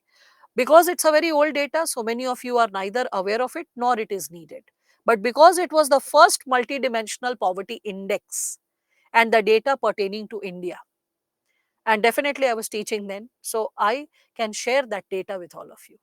In 2010, the data that came was super startling. It said that the number of Indians who are poor is far greater than total number of poor living in entire Africa, all 24 nations clubbed together in Africa has 400 and 20 million poor people, whereas like more than 420 million poor are residing in 8 Bimaru states of India.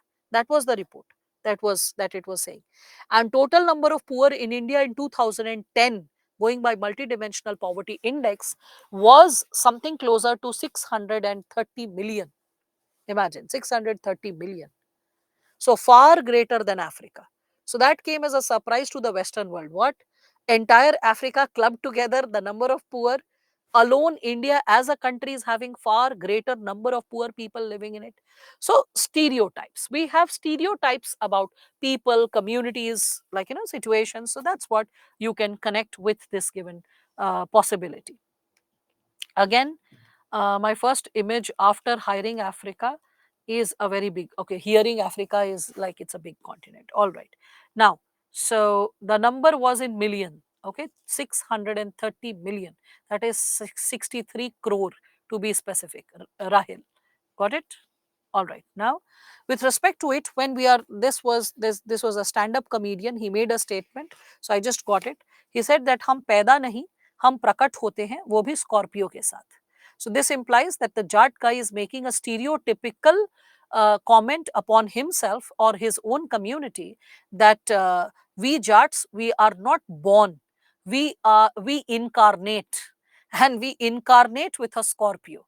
So that was a stereotypical image that was created, associated with, we can consider the possibility associated with the dimension related to the given subsegment. Okay.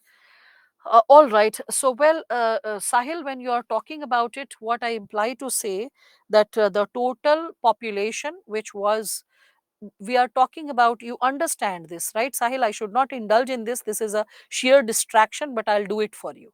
You understand that 1 million equals to like 10 lakh, right? 1 million is 10 lakh, right? So what I imply to say is that the data that was taken up was 63 crore people according to MPI 2010. it stated that 63 crore is below poverty line. So 63 crore, I believe, will get converted into 630 million, if I'm not wrong. Okay, if I'm wrong, you can always correct it. You can put it like you can change the given subsegments. One second thing is this, that my focus is not on this given dimension. It is like this. That's what I imply to say. We all know that the population of India has crossed 1.4 billion. All right, so you can do the mathematics, and let's not get entangled with the mathematics. Okay, now with respect to this, I just explained this so that any logical correction, if needed, you can work it out in private. Now, getting back to this. So, yes, now, yeah, it is getting close to 1.5 billion, agreed. Now, when we are, if I speak about the issue of population, again, that will be a meandering. But if I speak of it, Vivek, 2013 data was there related to the statistical department that barely, with respect to birth rate, about 89% of births were registered and 72% of deaths were registered in 2013. So, if all the births and deaths are not registered, the data that we are quoting associated with population also is not validated. That's why in 2014, a lot of demographers said that we have just not officially announced that we have surpassed the population of China. We will be doing it after a decade, but the truth is that we have already surpassed it. This was claimed by demographers in 2014 itself. That's why I refrain from getting distracted by these miscellaneous questions, because the focus gets distracted. Because when you are like roused to speak on one topic and you know that there is analysis which students know, you have a tendency to explain. Getting back to the game. So, as I'm substantiating this given insight related to the given possibility, yeah, because today I have a bigger screen pile. Today I have this big screen. Okay, this big. Yesterday it was this. Tomorrow again there's a possibility I'll be working from that studio. So be prepared. If the screen is big, we get more space to write. So people like me who like our handwriting becomes too campy with smaller space. So with lesser space to write and fast writing, the curving gets affected. When I have a bigger board to write, this is like, I would say, at least 8 times bigger than that board which I was writing on yesterday, and maybe I'll be writing on it tomorrow. So in that you will see that the possibility to being cursive is better here. That's what. All right, now let's not focus again on a miscellaneous issue. Let us like focus on this given dimension. Okay, the dimension pertaining to the content, because my handwriting is not the core. The dimension is your adjustment labdhi and your civil services values and your content creation. If it is working fine for today, focus on today. Now, with respect to this, when we are talking about this given dimension, um, start to um, this is again associated with a personal crisis, Priyanka. Taking this up while teaching this topic will be incorrect. I'll try to address this issue formally through one of the subtopics. All right. Now, so with respect to this, when we are talking about stereotypes, so stereotypes are associated with SME. Please help me with all these queries now, because these queries are quite miscellaneous. They are not associated with the core chapter. And as I'm addressing it, I'm not able to carry it forward. Now, so when we are talking about this dimension, we can see that his comment is also motivated by stereotyped image, motivated by stereotype. Again, when we are discussing about the given subsegment associated with the Chota Bheem, this cartoon which is very popular amongst children. Notice this character, Chutki. If you notice Chutki, she was the fairest amongst all. She was the docile girl, not so adventure loving like Chota Bheem. She was the one preparing laddus, taking care of household chores, right? This, like when we think of the villain, that is Kalia, and Kalia, the villain was of dark skin.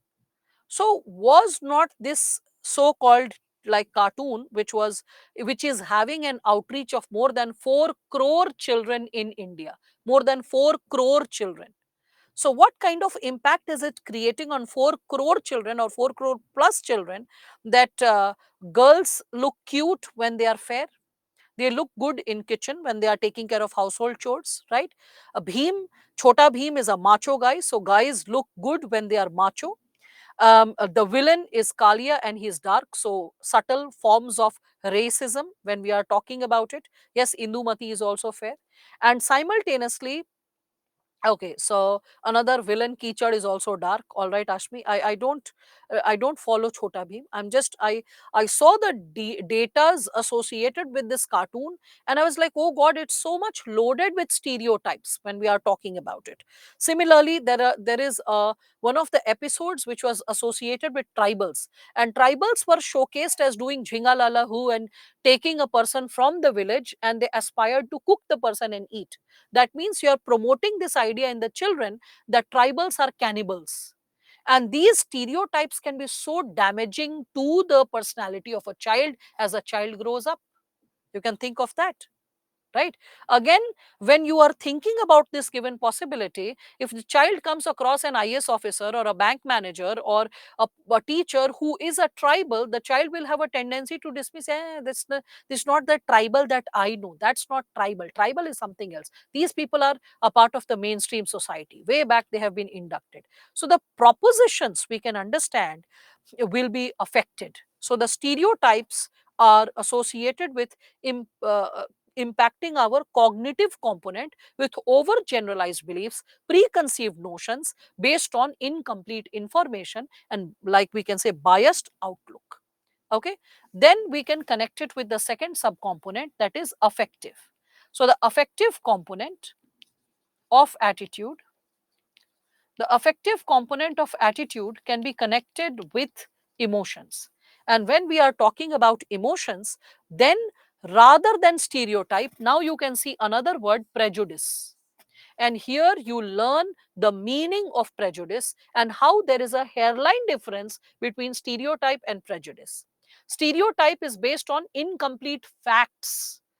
Prejudice is based on feelings, negative feelings. So in stereotype, there is incompletion of facts, insufficiency of facts. In prejudice, there is negative feelings along with stereotype beliefs and tendency to discriminate against members associated with a, we can say, a group. Okay. So with respect to this given dimension, with respect to this given possibility, we can recall the Miss Universe pageant. In the Miss Universe pageant, when this woman had won the award, a lot of people took offense. They were like, oh, there are so many girls in our own locality, in our own vicinity who are more beautiful. There are women across the world related to different countries who are far more beautiful. So, what was the idea of beauty? Was it associated with the skin color, a fairer skin? Okay, different kinds of features, the standards that are being set accordingly, right? There is another segment with respect to this idea of we can connect with prejudice when we are substantiating it. That is I can give you this example as well. When I was in my graduation first year, the moment we had gone into first year, Priyanka Chopra won Miss World pageant. When she won Miss World pageant, one of my batchmates, I won't take her name, she is an IS officer, present, serving and posting, so taking her name will is not proper. So you should know that someone like who is an IS officer today, way back when we were children, when we were barely 17, 18 years old, at that time when we were in the hostel, so we were when she won the award, so this girl, she pulled out a picture from her school days, maybe 11th or 12th, because we were in grad first year, just freshly inducted into the college. So she showed the picture and she was like, look at her. So she was my batchmate, and there was a picture of maybe some all the monitors of the class or class representatives were standing together. So it was a picture in which this girl was also there and Priyanka was also there along with other boys and girls. So she like, just look at her, she's such a simpleton, dark skinned, very average, like lean and thin, how come she became Miss World? If she is Miss World, then I'm Miss Universe, ha ha ha. And everyone else giggled and tittered. Now, that is something which is again coming from a prejudiced opinion. When you have a negative feeling, you have a stereotypical belief how the idea of beauty ought to look like fair skin, lighter skin, different types of features, etc. And that rouses a discriminatory emotion, and that is referred as prejudice. This prejudice can be witnessed when people have ideas about sexism, ageism, weight discrimination, or racism. That's what we all can connect with when we are speaking about the same. Okay. Again, as we are maturing or understanding this given possibility, we can also connect with the third component, that is the behavioral component. I told you behavioral component is coming from past experiences, right? So past experiences, how you have lived it. So like for example, if like someone's grandparents or great grandparents have been a witness to partition, so they won't recall the hostility that has happened, like in Vijayanagar Empire. Also, if you read history, you will realize that the son had killed the father. Or if you think of Aurangzeb, he had imprisoned his father, killed his own brother. Okay, if you think of Bindusara, he was also a victim of the same situation when we are connecting him with Ashoka, right? So you can see that hostility and aggression has been a part of history, but no one is going to like connect it like when we are talking about hostility between two communities. Here in specific case, like let us say hostility between Hindu and Muslim community prevailing in a family. So in that family, rather than recalling incidents from history or past, those families which have been victim of riot, victim of partition, they will be like, we have seen the hatred, we have experienced the hatred. Okay, the very idea or the thought leaves us shaking, crawling under our own skin. So when we are talking about the possibility of past experience being bitter or negative, so bitter past experiences generate negative emotions. Negative emotions, they over the time period, they ripen into discrimination.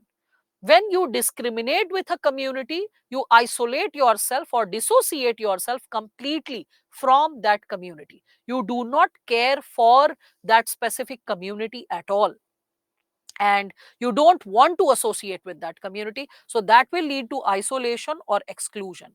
And when isolation and exclusion in a given society increases, it is easy for a leader to exercise mass exodus, to exercise evacuation, to exercise killing, butchering, to exercise violation of human rights. For example, Hitler, if you think of it. So, past experience pertaining to Jews was negative. Jews were infamous in the European society as miserly people, exploiting others by taking a lot of interest. You can see that depicted in their pieces of literature as well. So you can see that with respect to, I can give you the example of Shakespeare. When you are reading Merchant of Venice, you will see that there is Shylock, who is a miserly Jew, who has inflicted a punishment upon Antonio, that if he is unable to if he is unable to pay off the debt, then he has to pay it through his heart. So his girlfriend Portia is the one who fights the case and finally wins it, because a portion of flesh has to be given, a pound of flesh has to be given from the body part. So which body and whose body was not mentioned, and that's how she said that it can be any body, it can be a pigeon also. It's not clearly mentioned that it is associated with the human body and the person who's taking the money. So now this is the emotion that is generated in the masses. All the people who must have watched the Shakespearean play associated with Merchant of Venice must be like like I would say jeering and cheering and talking about jeering against Shylock, cheering for Antonio, right? And like having a negative emotion towards the Jews. You see later, if I'm talking not about Shakespeare, later if I talk about Karl Marx, his parents were Jews, but his father converted because his business was suffering, his practice was also suffering. So he converted to Protestantism, and his mother did not convert instantly because her father was a rabbi, more like a, you can consider, Jewish priest. So she waited for some time. When her father died, sometime later, then she converted. So imagine the kind of pressure that was there in Europe that was building up against Jews on the basis of past experience. People holding negative emotion, people having discriminatory feeling. Okay, and then bit by bit, people isolating themselves from Jews, not marrying, not eating with them, not celebrating with them, not talking with them, not treating them as a part of their own society. So Jews became the minority of that society. And that is how, like, Hitler could come up with a plan for their mass elimination or their genocide. Okay, so that is how you can connect with this given dimension. Yes, you can connect with Julius Caesar as well. So I hope all of you are able to understand. In future also, any leader in any part of the world, if is exercising any form of elimination or genocide, you can remember this formula and put it to action. Okay, so behavioral component also determines our attitude towards a given community when we are speaking of it. I hope that's getting clear, right? And that's how people come up with dimensions of, like, behavioral component encourages us that when we see an accident, without seeing who is involved, we have a tendency from past experiences that, oh, women give right indicator, they move in left direction, or suddenly they can take a break or something like that. Oh, the person is going to learn on the street with practice. And women are moving out of their houses where they are constantly rebuked, constantly commented, constantly looked down upon. In such a situation, there can be a pressing possibility that a woman is constantly under the pressure to perform. Maybe father is joking, maybe husband is cracking a joke, oh, I don't know how many people are going to sit on your bonnet today, or as you are driving. And, like, many people, like let's say the son is like, ma, be careful, people, now the world is going to be at risk as you are going to drive. So these kind of comments, she is listening and she is determined, I will drive properly, I will drive correctly. So a woman who is, many women who are suffering from lack of confidence in their own households, in their own, like we can say, vicinity, in their own immediate small community, when they hold the wheel, the steering, it is like fighting against that emotion, fighting against all odds, like trying to be assertive, trying to make meaning of their personality. In that situation, when she's driving the car with lack of confidence, when cars are passing by, vehicles are passing by, always taking decision, whereby she is not allowed to take decisions in the family, she has to always take decisions on the road. So that sense of smartness and decisiveness will not build instantly in a day. And that sense of indecisiveness creates, like, giving a right indicator, moving in the left direction, or vice versa. Okay, so women, if I quote the National Crime Record Bureau data, oh sorry, the not the National Crime Record Bureau, the traffic, like the Delhi traffic control data or Haryana traffic control data, or the traffic control data related to other areas as well, you'll find that women indulge in smaller accidents, like minor accidents because of minor mistakes. Men indulge in huge accidents because of overspeeding and bigger mistakes that they commit on the road. So they both have a pattern, and the pattern has to do with their behavioral component, what they have been living from the past, what attitude they have been building from the past, what they have been, coming up with the past. No, Sahil, it's not prejudice, because I'm quoting fact. It would have been a prejudice when it would have been an incomplete fact or common sense. If it would have been a, like, casual statement, then it would have been a prejudice. I'm quoting a fact, that why women have such a shaky attitude on the road while they are driving, whereas why men are into bigger accidents. There is a logic to it, and the logic is coming from attitude, the chapter of attitude. When you understand the behavioral component, that the past also influences our today's action. All right, I hope all of you are understanding. Though it's not that, like, women cannot be a part of the bigger accident or men cannot be a part of minor accident. Okay, but I'm talking about the generalized situation based on the larger facts or the data that is collected by the traffic control rooms, and the data which is available on their websites per se. All right, so Now, when we are talking about this given dimension, so I have given you this example with respect to Hitler. Similarly, I have given you the example associated with accident. So, in Delhi, if there is a fight going on, a person can casually pass a remark that is a jat involved. Oh, these people, they are such fighters. But it is not necessary. Like there can be people who are very docile and soft spoken. Jats, people will presume they'll be tall, they'll be broad, they'll be associated with some or the other form of aggressive behavior, but it's not correct. It is a stereotypical image that people possess. When we are talking about behavioral component, they are having this insight coming from the past. Okay, so there is a possibility that an individual may not exercise that behavior for the simple reason that the identities, the personalities, the socialization can be different, and it differs from individual to individual. All right, so I hope all of you can connect with this given possibility, because women think before they act. That is a good approach. Yeah, that's also there, but let us again not get into the detail men versus women. The component was not that. The component was associated with how the behavioral component is also impacting the way we are experiencing our reality in our day to day lives. All right. So, when you are connecting with the behavioral component, how discrimination is a byproduct of the behavioral component, then we need to understand the next subcomponent, that is relationship between the C, A and B model, that is cognitive, affective and behavioral components, and we'll continue with it tomorrow. So, this is it for today. I hope what has been taught to all of you so far is well received. All of you are able to connect with it, and you are bit by bit establishing your insights pertaining to this subject. So, two chapters have been completed, third chapter or segment of case studies has been explained, and today we have started with attitude. And I think bit by bit a sense of clarity and conviction is getting established. Well, Priyanka, when you are asking about getting irritated with anyone who's senior, and have you been loud, well, you can always uh, speak on the basis of logic. So, if facts are incorrect, you can always bring the facts calmly in front of seniors and leave them for thought provoking reflection.